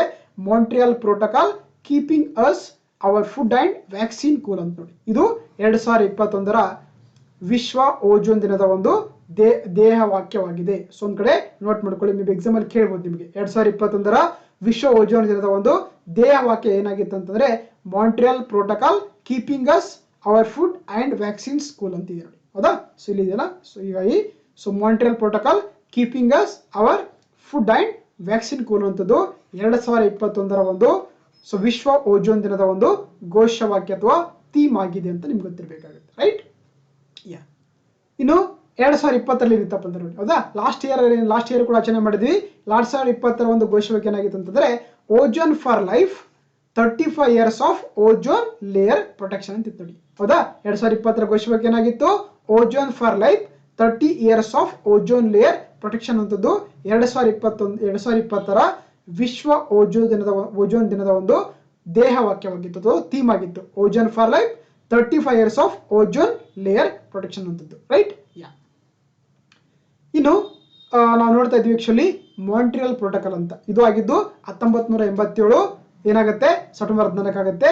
ಇಲ್ಲಿ ಏನಂದ್ರೆ ಪ್ರಮುಖವಾಗಿ ಏನ್ ಮಾಡ್ತಾರೆ ಆಕ್ಚುಲಿ ನೋಡಿ, ಯಾವುದೇ ಕಾರಣ ಕೂಡ ಆಕ್ಚುಲಿ ಈ ಓಜೋನ್ ಲೇಯರ್ ಡಿಪ್ಲೀಷನ್ ಆಗ್ತಿದೆಯಲ್ಲ ಅದನ್ನ ತಡೆಗಟ್ಟಕ್ಕೆ ಏನ್ ಮಾಡ್ತಾರೆ ಇಲ್ಲಿ ಅಂತಾರಾಷ್ಟ್ರೀಯ ಮಟ್ಟದಲ್ಲಿ ಚರ್ಚೆ ಆಗುತ್ತೆ ಇಂದ ಮಾಂಟ್ರಿಯಲ್ ಪ್ರೋಟೋಕಾಲ್. ಸೊ ಅದಕ್ಕೆ ಏನಂದ್ರೆ ಆಕ್ಚುಲಿ ಈ ಯಾವೆಲ್ಲ ಒಂದು ವಸ್ತುಗಳು ಓಜೋನ್ ಡಿಪ್ಲೀಷನ್ಗೆ ಕಾರಣ ಆಗ್ತಾ ಇದೆ ಅದನ್ನ ಕಂಪ್ಲೀಟ್ ಆಗಿ ಸ್ಟಾಪ್ ಮಾಡ್ಬೇಕನ್ನೋದು ಈ ಒಂದು ಸಮ್ಮೇಳನದಲ್ಲಿ ಅಥವಾ ಒಂದು ಒಪ್ಪಂದದಲ್ಲಿ ಕೈಗೊಳ್ಳಲಾಗುತ್ತೆ. ಅದನ್ನ ನಾವು ಮಾಂಟ್ರಿಯಲ್ ಪ್ರೋಟೋಕಾಲ್ ಅಂತ ಕರೀತಾರೆ. ಸೊ ಆಗ್ಲೇ ಹೇಳ್ತಾ ಇದ್ವಿ ಆಕ್ಚುಲಿ ಇದಕ್ಕಿಂತ ಮುಂಚೆ ಒಂದು ಸಮ್ಮೇಳನ ಆಗಿತ್ತು, ಅದನ್ನ ವಿಯೆನ್ನಾ ಕನ್ವೆನ್ಷನ್ ಕರೀತಾರೆ. ಸೊ ಹಾಗೆ ಗೊತ್ತಿರಲಿ ನಿಮಗೆ ವಿಯೆನ್ನಾ ಕನ್ವೆನ್ಷನ್ ಕೂಡ again the conservation of the ozone layer ಆಗಿದೆ. ಅದೇ ರೀತಿ Montreal protocol is also A conservation of the ozone layer ಅಂತ ನಿಮಗೆ ಗೊತ್ತಿರಬೇಕಾಗುತ್ತೆ. ಓಕೆನಾ. ಯಾ, ಸೊ ರೀಸೆಂಟ್ ಆಗಿ ಏನ್ ಮಾಡ್ತಾ ಇದೆ ಆಕ್ಚುಲಿ ನಮ್ಗೆ ಗೊತ್ತಿರಲಿ ಈ ಓಜೋನ್ ಡಿಪ್ಲೀಟಿಂಗ್ ಸಬ್ಸ್ಟೆನ್ಸ್ ಯಾವಪ್ಪ ಅಂತಂದ್ರೆ ಎಕ್ಸಾಮ್ ಅಲ್ಲಿ ಕೇಳ್ಬೋದು, ನಿಮಗೆ ಗೊತ್ತಿರಬೇಕಾಗುತ್ತೆ. ಸೊ ಹಾಗಾಗಿ ಈ ಓಜೋನ್ ಪದರನ್ನ ಡಿಪ್ಲೀಟ್ ಮಾಡುವಂತ ಒಂದು ಸಬ್ಸ್ಟೆನ್ಸ್ ಯಾವ್ದಪ್ಪ ಅಂತಂದ್ರೆ ಅದು ಮೇಜರ್ ಆಗಿ ಕ್ಲೋರೋ ಫ್ಲೋರೋ ಕಾರ್ಬನ್ಸ್ ಅಥವಾ CFC ಅಂತ ಕರಿತೀವಿ ನೋಡಿ. ಹೌದಾ, ಇದು ಸಾಮಾನ್ಯವಾಗಿ ಎಲ್ಲಿ ಕಂಡು ಬರುತ್ತೆ ನಮಗೆ, ಇದು ರಿಫ್ರಿಜರೇಟರ್ ಕಂಡು ಬರುತ್ತೆ. ಎಲ್ಲಿ ಕಂಡು ಬರುತ್ತೆ, ರಿಫ್ರಿಜರೇಟರ್ ಕಂಡು ಬರುತ್ತೆ, ಫ್ರಿಜಸ್ ಅಲ್ಲಿ ಕಂಡು ಬರುತ್ತೆ, ಏರ್ ಕೂಲರ್ ಕಂಡು ಏನಾಗುತ್ತೆ ಇದು ಎಮಿಷನ್ ರಿಲೀಸ್ ಆಗುತ್ತೆ. ಅದನ್ನ ನಾವು ಕ್ಲೋರೋ ಫ್ಲೋರೋ ಕಾರ್ಬನ್ ಮೇಜರ್ ಆಗಿ ಆಕ್ಚುಲಿ ಓಜೋನ್ ಲೇಯರ್ಗೆ ಹೋಲ್ ಹಾಕುವಂತ ಮೇಜರ್ ಸಬ್ಸ್ಟೆನ್ಸ್ ಅಂತಂದ್ರೆ ಅದು CFC ಅಥವಾ ಕ್ಲೋರೋ ಫ್ಲೋರೋ ಕಾರ್ಬನ್ಸ್ ಅಂತ ಕರೀತಾರೆ. ಇದನ್ನ ಕಂಪ್ಲೀಟ್ ಆಗಿ ಬ್ಯಾನ್ ಮಾಡ್ಬೇಕಂತ ಏನ್ ಮಾಡ್ತಾರೆ ಈ ಮಾಂಟ್ರಿಯಲ್ ಪ್ರೋಟೋಕಾಲ್ ಅಲ್ಲಿ ಅದನ್ನ ಒಂದು ನಿರ್ಧಾರವನ್ನ ತೆಗೆದುಕೊಳ್ತಾರೆ. ಅದೇ ರೀತಿ ಆಲೋನ್ಸ್ ಕೂಡ ಹೌದು. ಅದೇ ರೀತಿ carbon tetrachloride, methyl chloroform, hydrochlorofluorocarbons HCFC ಅಂತ ಕರಿತೀವಿ. ಅದೇ ರೀತಿ ಹೈಡ್ರೋ ಬ್ರೋಮೋ ಫ್ಲೋರೋ ಕಾರ್ಬನ್ಸ್ ಆಗಿರ್ಬೋದು, ಆಮೇಲೆ bromo chloro methane, methyl bromide ಇವೆಲ್ಲ ಕೂಡ ಏನಾಗಿದೆ ಓಜೋನ್ ಡಿಪ್ಲೀಟಿಂಗ್ ಸಬ್ಸ್ಟೆನ್ಸ್ ಆಗಿದೆ. ಸೊ ಹಾಗಾಗಿ ಇದನ್ನ ಕಂಪ್ಲೀಟ್ ಆಗಿ ಇವುಗಳನ್ನೆಲ್ಲ ಕೂಡ ಬ್ಯಾನ್ ಮಾಡ್ಬೇಕನ್ನೋದು ಏನಂದ್ರೆ ಆಕ್ಚುಲಿ ಮಾಂಟ್ರಿಯಲ್ ಪ್ರೋಟೋಕಾಲ್ ಅಲ್ಲಿ ಒಂದು ನಿರ್ಧಾರವನ್ನ ತೆಗೆದುಕೊಳ್ಳಲಾಗುತ್ತೆ. ಸೊ ಹಾಗಾಗಿ ನಿಮಗೆ ಗೊತ್ತಿರಬೇಕಾಗುತ್ತೆ. ಓಕೆ, ಜೊತೆಗೆ ಇದೇನ್ ಮಾಡ್ತಾರೆ ಒಂದು ಇದರಲ್ಲಿ ಒಂದು ತಿದ್ದುಪಡಿ ತರ್ತಾರೆ. ಯಾವಾಗ 2016 ಅಂದ್ರೆ ಆಕ್ಚುಲಿ 8ನೇ ಬಾರಿಗೆ ಒಂದು ತಿದ್ದುಪಡಿ ತರ್ತಾರೆ. ಅದನ್ನ ನಾವು ಏನಂತ ಕರಿತೀವಿ ಕಿಗಾಲಿ ಅಮೆಂಡ್ಮೆಂಟ್ ಅಂತ ಕರಿತೀವಿ. ಇದನ್ನ ಆಲ್ರೆಡಿ ಲಾಸ್ಟ್ ಕ್ಲಾಸ್ ಅಲ್ಲಿ ನಾನು ಡಿಸ್ಕಸ್ ಮಾಡಿದ್ದೀನಿ. ಯಾಕಂದ್ರೆ ರೀಸೆಂಟ್ ಆಗಿ ಈ ಕಿಗಾಲಿ ಅಮೆಂಡ್ಮೆಂಟ್ ಏನ್ ಮಾಡಿದೆ ಭಾರತ ಕೂಡ ರಾಟಿಫೈ ಮಾಡಿದೆ. ಸೊ ಆ ಕಾರಣಕ್ಕಾಗಿ ಕಿಗಾಲಿ ಅಮೆಂಡ್ಮೆಂಟ್ ಲಾಸ್ಟ್ ವೀಕ್ ಅಲ್ಲೇ ನ್ಯೂಸ್ ಅಲ್ಲಿ ಇತ್ತು. ಹೌದಾ, ಏನಂದ್ರೆ ಗೊತ್ತಿರಲಿ ಆಕ್ಚುಲಿ ಈ ಕಿಗಾಲಿ ಅಮೆಂಡ್ಮೆಂಟ್ ಇದೆಯಲ್ಲ this is an amendment of the Montreal protocol in the 8th time ಅಂತ ಹೇಳ್ಬೋದು. ಇದೇನಂದ್ರೆ ಮಾಂಟ್ರಿಯಲ್ ಪ್ರೋಟೋಕಾಲ್ ನ 8ನೇ ತಿದ್ದುಪಡಿ ಇದೆಯಲ್ಲ ಅದನ್ನ ನಾವು ಕಿಗಾಲಿ ಅಮೆಂಡ್ಮೆಂಟ್ ಅಂತ ಕರೀತಾರೆ. ಕಿಗಾಲಿ ಅಂದ್ರೆ ಗೊತ್ತಲ್ಲ, Kigali is A capital city of the Rwanda ಅಂತ. ಹೌದಾ, ಇದೊಂದು ಆಫ್ರಿಕನ್ ಸಿಟಿ ಆಗಿದೆ. ಹಾಗಾಗಿ ಇದು ರುವಾಂಡಾ ದೇಶದ ಸಿಟಿ ಕ್ಯಾಪಿಟಲ್ ಆಗಿದೆಯಲ್ಲ ಅದನ್ನ ನಾವು ಕಿಗಾಲಿ ಅಂತ ಕರಿತೇವೆ. ಅಲ್ಲಿ ಏನ್ ಮಾಡ್ತಾರೆ ಅಂದ್ರೆ ಆಕ್ಚುಲಿ ಈ ಒಂದು ತಿದ್ದುಪಡಿಯಲ್ಲಿ ಇಲ್ಲಿ ಏನಂದ್ರೆ ಎಸ್ಪೆಷಲಿ ಈ ಹೈಡ್ರೋಫ್ಲೋರೋ ಕಾರ್ಬನ್ಸ್ಗಳನ್ನ ಕಂಪ್ಲೀಟ್ ಆಗಿ ಫೇಸ್ ಔಟ್ ಮಾಡ್ಬೇಕನ್ನೋದೇನೆಂದ್ರೆ ಆಕ್ಚುಲಿ ಈ ಒಂದು ತಿದ್ದುಪಡಿಯಲ್ಲಿ ನಿರ್ಧಾರವನ್ನ ತೆಗೆದುಕೊಳ್ಳಲಾಗುತ್ತೆ. ಸೊ ಹಾಗಾಗಿ ಇತ್ತೀಚೆಗೆ 2021 ಆಗಸ್ಟ್ ತಿಂಗಳಲ್ಲಿ ಮಾಡಿತ್ತು ಭಾರತ ಕೂಡ ಆಕ್ಚುಲಿ ಈ ಒಂದು ತಿದ್ದುಪಡಿಗೆ ಅದು ಕೂಡ ರಾಟಿಫೈ ಮಾಡಿದೆ. ಸೊ ಆ ಕಾರಣಕ್ಕಾಗಿ ಕಿಗಾಲಿ ಅಮೆಂಡ್ಮೆಂಟ್ ಕೂಡ ಇತ್ತೀಚೆಗೆ ನ್ಯೂಸ್ ಅಲ್ಲಿ ಇರುವಂತದ್ದು, ಅದು ಕೂಡ ಗೊತ್ತಿರಬೇಕಾಗುತ್ತೆ, ಹೌದಾ? ಸೊ ಹಾಗಾದ್ರೆ ಇದರಿಂದ ಏನು ಉಪಯೋಗ ಇದೆ ಅಂತಂದ್ರೆ ಆಕ್ಚುಲಿ ಕಿಗಾಲಿ ಅಮೆಂಡ್ಮೆಂಟ್ ನೋಡಿ ಏನಾಗುತ್ತೆ ಅಂದ್ರೆ ಆಕ್ಚುಲಿ ನಾವು ಯಾವ ರೀತಿ ಓಜೋನ್ ಡಿಪ್ಲಿಟಿ ಸಬ್ಸ್ಟೆನ್ಸ್ ಅನ್ನು ನಾವು ಕಡಿಮೆ ಮಾಡ್ತೀವಿ ಏನಾಗುತ್ತೆ, ಅವಾಗ ಏನಾಗುತ್ತೆ ಈ ಭೂಮಿ ಮೇಲ್ಗಡೆ ಇರುವಂತಂದ್ರೆ ನಾವು ಎಸ್ಪೆಷಲಿ ಹಸಿರು ಮನೆ ಅನಿಲಗಳನ್ನ ಕಡಿಮೆ ಮಾಡಬೇಕಾಗತ್ತೆ. ಅದು ಕೂಡ ಏನಾಗುತ್ತೆ may be some times ozone ಡಿಪ್ಲಿಟಿಗೆ ಕಾರಣ ಆಗುತ್ತೆ. ಇದರ ಮುಖಾಂತರ ಹೇಳ್ಬೋದು ನಾವು ಹವಾಮಾನ ಬದಲಾವಣೆಯನ್ನ ತಡಿಬಹುದು. ಓಕೆನಾ? ಜೊತೆಗೆ ಈ ಹೈಡ್ರೋಫ್ಲೋರೋ ಕಾರ್ಬನ್ಸ್ಗಳ ಪ್ರಮಾಣ ಕಡಿಮೆ ಮಾಡ್ತಿಲ್ಲ, ಇದರಿಂದ ಏನಾಗುತ್ತೆ ನಮಗೆ ಓಜೋನ್ ಲೇಯರ್ ಪ್ರೊಟೆಕ್ಷನ್ ಮಾಡ್ಕೊಳ್ಳೋಕೆ ಸಾಧ್ಯ ಆಗುತ್ತೆ ಅಂತ ಹೇಳ್ತಾರೆ. ಸೊ ಹಾಗಾಗಿ these are the some benefits of the Kigali amendment of the 2016 ಅಂತ ಕೂಡ ಕರೀತಾರೆ. ಓಕೆ, ಇನ್ನು ಇದರಿಂದ ಇಂಡಿಯಾದ ಬಗ್ಗೆ ನೋಡುತ್ತಾರೆ ಆಕ್ಚುಲಿ. ಹಾಗಾದ್ರೆ ಈ ಮಾಂಟ್ರಿಯಲ್ ಪ್ರೋಟೋಕಾಲ್ ಸಂಬಂಧಪಟ್ಟಂತೆ ಭಾರತ ಒಂದು ಅಚೀವ್ಮೆಂಟ್ಸ್ ಏನಂತಂದ್ರೆ ಆಕ್ಚುಲಿ ಭಾರತ ಕೂಡ ಏನಾಗಿದೆ ಅಂದ್ರೆ 1992ರಲ್ಲೇ ಈ ಮಾಂಟ್ರಿಯಲ್ ಪ್ರೋಟೋಕಾಲ್ ಒಬ್ಬ ಮೆಂಬರ್ ಸ್ಟೇಟ್ ಆಗಿದೆ ಅಥವಾ ಪಾರ್ಟಿ ಆಗಿ ಅದರಲ್ಲಿ ರಾಟಿಫೈ ಮಾಡಿರುವಂತದ್ದು. ಓಕೆನಾ? ಜೊತೆಗೆ ಇಂಡಿಯಾ ಕೂಡ ಏನ್ ಮಾಡಿದೆ ಕಂಪ್ಲೀಟ್ ಆಗಿ CFC, carbon tetrachloride, halons, methyl bromide, methyl chloroform ಇವೆಲ್ಲವನ್ನು ಕೂಡ ಏನಂದ್ರೆ ಭಾರತ ಸೊ ಏನಂದ್ರೆ ಆಕ್ಚುಲಿ ಬಳಕೆಯನ್ನ ರದ್ದುಗೊಳಿಸಿರುವಂತದ್ದು. Because of the India is also a party of the Montreal protocol ಆಗಿದೆ ಇಂದ 1992 ಜೂನ್ ತಿಂಗಳಲ್ಲಿ ಇದು ಕೂಡ ಒಂದು ರಾಟಿಫೈ ಮಾಡಿರುವಂತದ್ದು. ಓಕೆನಾ? ಜೊತೆಗೆ ನಾನು ಈಗಲೇ ಹೇಳ್ತಿರುವಂತ ರೀಸೆಂಟ್ ಆಗಿ ಅಂದ್ರೆ ಆಕ್ಚುಲಿ ಭಾರತ ಕೂಡ ಕಿಗಾಲಿ ಅಮೆಂಡ್ಮೆಂಟ್ಗೆ ರಾಟಿಫೈ ಕೊಟ್ಟೇನಂದ್ರೆ ಆಕ್ಚುಲಿ 2040 ಅಂದ್ರೆ ಇದು ಕೂಡ ನಿಯರ್ಲಿ 80 to 80% ಏನ್ ಮಾಡ್ತಾ ಇದೆ ಆಕ್ಚುಲಿ HFC ಅನ್ನ ಕೂಡ ಫೇಸ್ ಔಟ್ ಮಾಡ್ತೀವಿ ಅಂತ ಏನ್ ಮಾಡಿದ್ದಾರೆ ಒಂದು ಟಾರ್ಗೆಟ್ ಅನ್ನು ಹಾಕೊಂಡಿದೆ ನಮ್ಮ ಭಾರತ ದೇಶ. ಸೊ ಆ ಕಾರಣಕ್ಕಾಗಿ ನಿಮ್ಗೆ ಗೊತ್ತಿರಬೇಕಾಗುತ್ತೆ ರಿಗಾರ್ಡಿಂಗ್ ದ ಕಿಗಾಲಿ ಅಮೆಂಡ್ಮೆಂಟ್ ಅಂತ ಕರೀತಾರೆ. ಓಕೆನಾ? ಸೊ ಹಾಗಾಗಿ ಇದಿಷ್ಟು ಟಾಪಿಕ್ ಆಗಿತ್ತು. ವರ್ಲ್ಡ್ ಓಜೋನ್ ಡೇ ಅನ್ನು ಪ್ರತಿ ವರ್ಷ ಏನ್ ಮಾಡ್ತೀವಿ ಸೆಪ್ಟೆಂಬರ್ 16ಗೆ ಆಚರಿಸುವಂಥದ್ದು. Okay, moving to the next topic. Yes, recent ಆಗಿ ಭಾರತಕ್ಕೆ ಆಕ್ಚುಲಿ ಭಾರತೀಯ ವಾಯುಸೇನೆಗೆ ಒಬ್ಬ ಹೊಸ ಮುಖ್ಯಸ್ಥರಾಗಿ ಆಯ್ಕೆ ಮಾಡಲಾಯಿತು. ಸೊ ಹಾಗಾಗಿ ಅದರ ಬಗ್ಗೆ ಡಿಸ್ಕಸ್ ಮಾಡ್ತಾ ಹೋಗೋಣ. ಇತ್ತೀಚೆಗೆ ಭಾರತದ 27ನೇ ಭಾರತೀಯ ವಾಯುಸೇನೆಯ ಮುಖ್ಯಸ್ಥರನ್ನಾಗಿ ವಿವೇಕ್ ರಾಮ್ ಚೌಧರಿ ಅವರನ್ನ ಅಪಾಯಿಂಟ್ ಮಾಡಲಾಯಿತು. ಸೊ ಆ ಕಾರಣಕ್ಕಾಗಿ ಈ ವ್ಯಕ್ತಿ ನ್ಯೂಸ್ ಅಲ್ಲಿ ಇದ್ದಾರೆ, ಹೌದಾ? ಸೊ ಇತ್ತೀಚೆಗೆ ಭಾರತದ ವಾಯುಸೇನೆಯ ಮುಖ್ಯಸ್ಥರಾಗಿ ಅಂದ್ರೆ 27th ಏರ್ ಚೀಫ್ ಮಾರ್ಷಲ್ ಆಗಿ ಅಪಾಯಿಂಟ್ ಮಾಡಲಾಗುತ್ತೆ. ಸೊ ಇವರೇ ವಿವೇಕ್ ರಾಮ್ ಚೌಧರಿ ಅಂತ. ಸೊ ಹಾಗಾಗಿ ಅದ್ರ ಬಗ್ಗೆ ಡಿಸ್ಕಸ್ ಮಾಡ್ತಾ ಹೋಗೋಣ, ರೈಟ್? ಸೊ ಹಾಗಾದ್ರೆ ಏನಿದೆ ಅಂತ ಫಸ್ಟ್ ನೋಡ್ತಾ ಹೋಗೋಣ. ನೋಡಿ ಗೊತ್ತಿರೋದಾ ನಿಮ್ಗೆಲ್ಲ ಗೊತ್ತಿರೋಂತ ಏನ್ ಮಾಡ್ತೀವಿ ಆಕ್ಚುಲಿ ನಮ್ಮ ಭಾರತದಲ್ಲಿ 3 ಪಡೆಗಳಿದೆ, ಹೌದಾ? ಒಂದು ವಾಯುಪಡೆ. ವಾಯುಪಡೆ ಅಂದ್ರೆ ನಾವು ಏನಂತ ಕರಿತೀವಿ ಏರ್ ಫೋರ್ಸ್ ಅಂತ ಕರಿತೀವಿ. ಅದೇ ರೀತಿ ನೌಕಾಪಡೆ ಅಂತಿದೆ, ಹೌದಾ?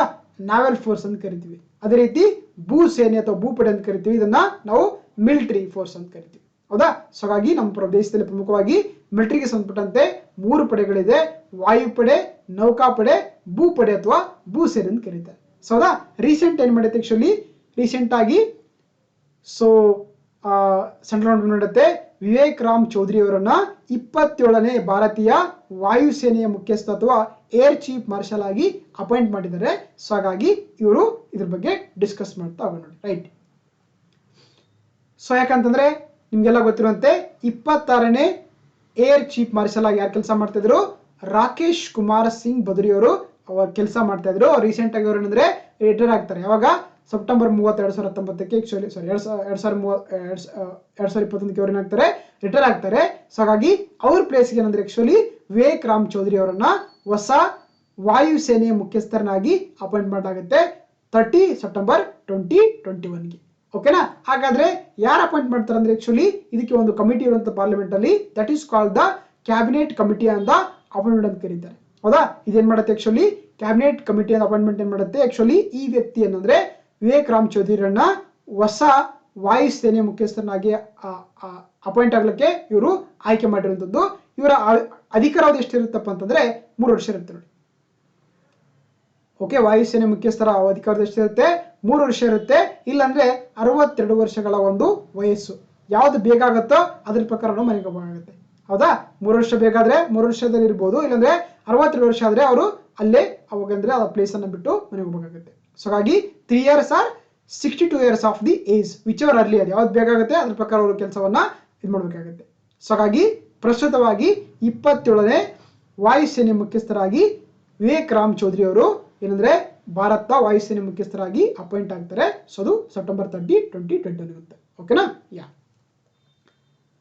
ನಾಗಲೇ ಹೇಳ್ತಾ ಇದ್ದೆ ಆಕ್ಚುಲಿ ಭಾರತದಲ್ಲಿ ಪ್ರಮುಖವಾಗಿ 3 ಪಡೆಗಳಿದೆ, ವಾಯುಪಡೆ, ನೌಕಾಪಡೆ, ಭೂಪಡೆ ಅಂತಿದೆ. ಹೌದಾ? ಲಾಸ್ಟ್ ಇಯರ್ ಏನ್ ಮಾಡಿದ್ರೆ 2019ರಲ್ಲಿ ಒಂದು ಹೊಸ ಪೋಸ್ಟ್ ಕ್ರಿಯೇಟ್ ಮಾಡ್ತಾರೆ ನಮಗೆ ಇಂಡಿಯಾದಲ್ಲಿ. That is called the CDS ಅಂತ ಕರೀತಾರೆ. CDS ಅಂದ್ರೆ ಚೀಫ್ ಆಫ್ ಡಿಫೆನ್ಸ್ ಸ್ಟಾಫ್ ಅಥವಾ ಕನ್ನಡದಲ್ಲಿ ರಕ್ಷಣಾ ಸಿಬ್ಬಂದಿ ಮುಖ್ಯಸ್ಥರು ಅಂತ ಕರೀತಾರೆ. ಹೌದಾ? ಇವ್ರು ಏನ್ ಮಾಡ್ತಾರೆ ಆಕ್ಚುಲಿ ಈ 3 ಪಡೆಗಳ ಒಬ್ಬ ಮುಖ್ಯಸ್ಥರಾಗಿ ಕೆಲಸ ಮಾಡ್ತಾರೆ, ಅದುವೇ ಚೀಫ್ ಆಫ್ ಡಿಫೆನ್ಸ್ ಸ್ಟಾಫ್ ಅಂತ ಕರೀತಾರೆ. ಓಕೆನಾ? ಸೊ ಹಾಗಾಗಿ ಪ್ರಸ್ತುತವಾಗಿ ಭಾರತದ ಮೊಟ್ಟ ಮೊದಲ CDS ಯಾರು ಅಂತಂದ್ರೆ ಅವರೇ ಬಿಪಿನ್ ರಾವತ್. ಓಕೆ, ಪ್ರಸ್ತುತವಾಗಿ general Bipin Rawat become the first chief of defence staff. ಇಲ್ಲಿದ್ದಾರೆ ನೋಡೋದಾ, see is the Bipin Rawat ಅವರು, see is the first CDS of the India ಅಂತ ಹೇಳ್ಬೋದು. ಅದೇ ರೀತಿ ಪ್ರಸ್ತುತವಾಗಿ ಭಾರತದ ಭೂಸೇನೆ ಮುಖ್ಯಸ್ಥರಾಗಿ, ಹೌದಾ, ಆರ್ಮಿ ಚೀಫ್ ಮಾರ್ಷಲ್ ಜನರಲ್ ಯಾರಾದ್ರೆ ಅಂದ್ರೆ ಮನೋಜ್ ಮುಕುಂದ್ ನರವಾಣೆ. ಒಂದ್ ಕಡೆ ನೋಟ್ ಮಾಡ್ಕೊಳ್ಳಿ, ಎಕ್ಸಾಮ್ ಅಲ್ಲಿ ಕೇಳ್ತಾರೆ ನಿಮ್ಗೆ. ಸೋದಾ ಪ್ರಸ್ತುತವಾಗಿ ಭೂಸೇನೆಯ ಮುಖ್ಯಸ್ಥರಾಗಿ ಯಾರು ಕೆಲಸ ಮಾಡ್ತಾ ಇದಾರೆ? ಮನೋಜ್ ಮುಕುಂದ್ ನರವಾಣೆ. ಲಾಸ್ಟ್ ಇದೆ ಇವರು, ಹೌದಾ? So Manoj Mukund Naravane become the presently working as the army chief general ಅಂತ ಹೇಳ್ಬೋದು.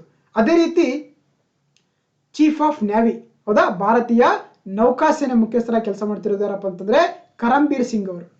ಸೋದಾ ಇಲ್ಲಿದಾರಲ್ಲ ಇವರೇ centrally, Karambir Singh is the presently ಭಾರತದ ನೌಕಾಪಡೆಯ ಮುಖ್ಯಸ್ಥರಾಗಿ ಕಾರ್ಯವನ್ನ ನಿರ್ವಹಿಸ್ತಾ ಇದ್ದಾರೆ. ಅದೇ ರೀತಿ 27ನೇ ಭಾರತೀಯ ವಾಯುಸೇನೆ ಮುಖ್ಯಸ್ಥರಾಗಿ ಆಕ್ಚುಲಿ 26ಕ್ಕೆ ರಾಕೇಶ್ ಕುಮಾರ್ ಸಿಂಗ್ ಭದ್ರಾ ಇದ್ರು. ಈಗ 27ನೇ ಅಂದ್ರೆ ಅವರೇ ಸೊ ಇಲ್ಲಿ ಕಾಣಿಸ್ತದಲ್ಲ, that is called the Vivek Ram Chaudhari ಅವರು. ಸೊ ಹಾಗಾಗಿ ನಿಮ್ಗೆಲ್ಲ ಗೊತ್ತಿರ್ಬೇಕಾಗುತ್ತೆ. So is the 27th air chief marshal ಆಗಿ ಅಪಾಯಿಂಟ್ ಆಗ್ತಿರುವಂತದ್ದು ವಿವೇಕ್ ರಾಮ್ ಚೌಧರಿ ಅವರು. ಓಕೆನಾ? So moving to the next topic.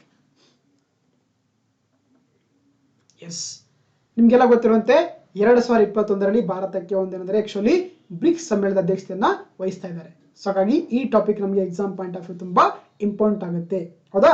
ಅಂದ್ರೆ 2021 ನಡೀತಿರುವಂತ 13ನೇ ಬ್ರಿಕ್ಸ್ ಸಮ್ಮೇಳನದ ಅಧ್ಯಕ್ಷತೆಯನ್ನ ಯಾರು? ನಮ್ಮ ಭಾರತದ ಪ್ರಧಾನಮಂತ್ರಿಗಳು ವಹಿಸ್ಕೊಳ್ತಾ ಇದ್ದಾರೆ. ಸೊ ಹಾಗಾಗಿ it's a very important for the your exam point of view ಅಂತ ಹೇಳ್ಬೋದು. ಸೊ ಓಕೆನಾ? ಇದು ಆಗ್ತಿರುವಂತದ್ದು ನವದೆಹಲಿಯಲ್ಲಿ ಆಗ್ತಾ ಇದೆ, ಆಯ್ತು ರೀಸೆಂಟ್ ಆಗಿ. ಅದುವೇ 13ನೇ ಬ್ರಿಕ್ಸ್ ಸಮಿಟ್ ಅಥವಾ ಸಮಿಟ್ ಅಂತ ಕರೀತಾರೆ. ರೈಟ್? ಯಾ. ಸೊ ರೀಸೆಂಟ್ ಆಗಿ ಸೆಪ್ಟೆಂಬರ್ 9ಕ್ಕೆ ಏನಾಗುತ್ತೆ ಆಕ್ಚುಲಿ ನಮ್ಮ ದೇಶದ ಭಾರತ ಏನ್ ಮಾಡಿದೆ? 13ನೇ ಬ್ರಿಕ್ಸ್ ಸಮ್ಮೇಳನದ ಒಂದು ಅಧ್ಯಕ್ಷತೆಯನ್ನ ವಹಿಸಿಕೊಂಡಿತ್ತು. ಸೊ ಹಾಗಾಗಿ ಇದು ಭಾರತದಲ್ಲಿ ನಡೀತಿರುವಂತ 3ನೇ ಬ್ರಿಕ್ಸ್ ಸಮ್ಮೇಳನವಾಗಿದೆ. ಸೊ ಫಸ್ಟ್ ಯಾವಾಗಾಗಿತ್ತು? 2012ರಲ್ಲಿ ಕೂಡ ಈ ಬ್ರಿಕ್ಸ್ ಸಮ್ಮೇಳನ ನವದೆಹಲಿ ಆಗಿತ್ತು. ಅದೇ ರೀತಿ 2016ರಲ್ಲಿ ಆಕ್ಚುಲಿ ಗೋವಾದಲ್ಲಿ 2ನೇ ಬಾರಿಗೆ ಒಂದು ಬ್ರಿಕ್ಸ್ ಸಮ್ಮೇಳನ ಭಾರತದಲ್ಲಿ ಜರುಗಿತ್ತು. ಸೊ ಹಾಗಾಗಿ ಇದು 2021ರಲ್ಲಿ ಆಗ್ತಿರುವಂತದ್ದು 3ನೇ ಬ್ರಿಕ್ಸ್ ಸಮ್ಮೇಳನವಾಗಿದೆ. ಸೊ ಹಾಗಾಗಿ ನಿಮ್ಗೆ ಗೊತ್ತಿರಬೇಕು, ಫಸ್ಟ್ ಆಗಿದ್ದು 2012ರಲ್ಲಿ ನವದೆಹಲಿಯಲ್ಲಿ, 2ನೇದಾಗಿದ್ದು 2016ರಲ್ಲಿ ಗೋವಾದಲ್ಲಿ, ಈಗ 3ನೇದಾಗ್ತಿರುವಂತದ್ದು 2021ರಲ್ಲಿ ಅದು ನವದೆಹಲಿಯಲ್ಲಿ ಅಂತ ಹೇಳ್ಬೋದು. ಸೊ ಹಾಗಾಗಿ this is the 3rd time BRICS summit in the India ಅಂತ ಹೇಳ್ಬೋದು. ಓಕೆ, ಯಾ. ಸೊ ಜೊತೆಗೆ ಈ ವರ್ಷ ಆಯ್ತಲ್ಲ ಅಂದ್ರೆ 2021ನಲ್ಲಿ ನಾವು ಸಮಿತಿ ಇದೆಯಲ್ಲ, ಇದರ ಒಂದು ಥೀಮ್ ಏನಾಗಿತ್ತಪ್ಪ ಅಂದ್ರೆ ಗೊತ್ತಿರಲಿ ನಿಮ್ಗೆ. ಸೊ ಅದು ಬ್ರಿಕ್ಸ್ ಎಟ್ 15 ಏನಾಗಿತ್ತು? BRICS at 15 intra BRICS cooperation for continuity consolidation consensus ಅನ್ನೋದು 2021ರಲ್ಲಿ ನಡೆದಂತ 13ನೇ ಬ್ರಿಕ್ಸ್ ಸಮ್ಮೇಳನದ ಒಂದು ಘೋಷವಾಕ್ಯ ಅಥವಾ ದೇಹವಾಕ್ಯವಾಗಿದೆ. ಏನಾಗಿದೆ? BRICS at 15 intra BRICS cooperation for continuity consolidation and consensus ಅನ್ನೋದು.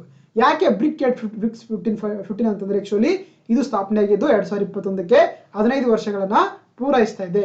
ಆ ಕಾರಣಕ್ಕಾಗಿ ಇದನ್ನ BRICS at 15 intra BRICS cooperation for continuity consolidation consensus ಅನ್ನುವಂಥದ್ದು 2021ರ ಒಂದು ಬ್ರಿಕ್ಸ್ ಸಮ್ಮೇಳನದ ಒಂದು ಘೋಷವಾಕ್ಯ ಅಥವಾ ದೇಹವಾಕ್ಯವಾಗಿದೆ ಅಂತ. ರೈಟ್? ಯಾ. ಸೊ ಹಾಗಾದ್ರೆ ಏನಿದು ಬ್ರಿಕ್ಸ್ ಅಂದ್ರೆ ಅಂತ ಕ್ವಶನ್ ಬರುತ್ತೆ ನಮಗೆ.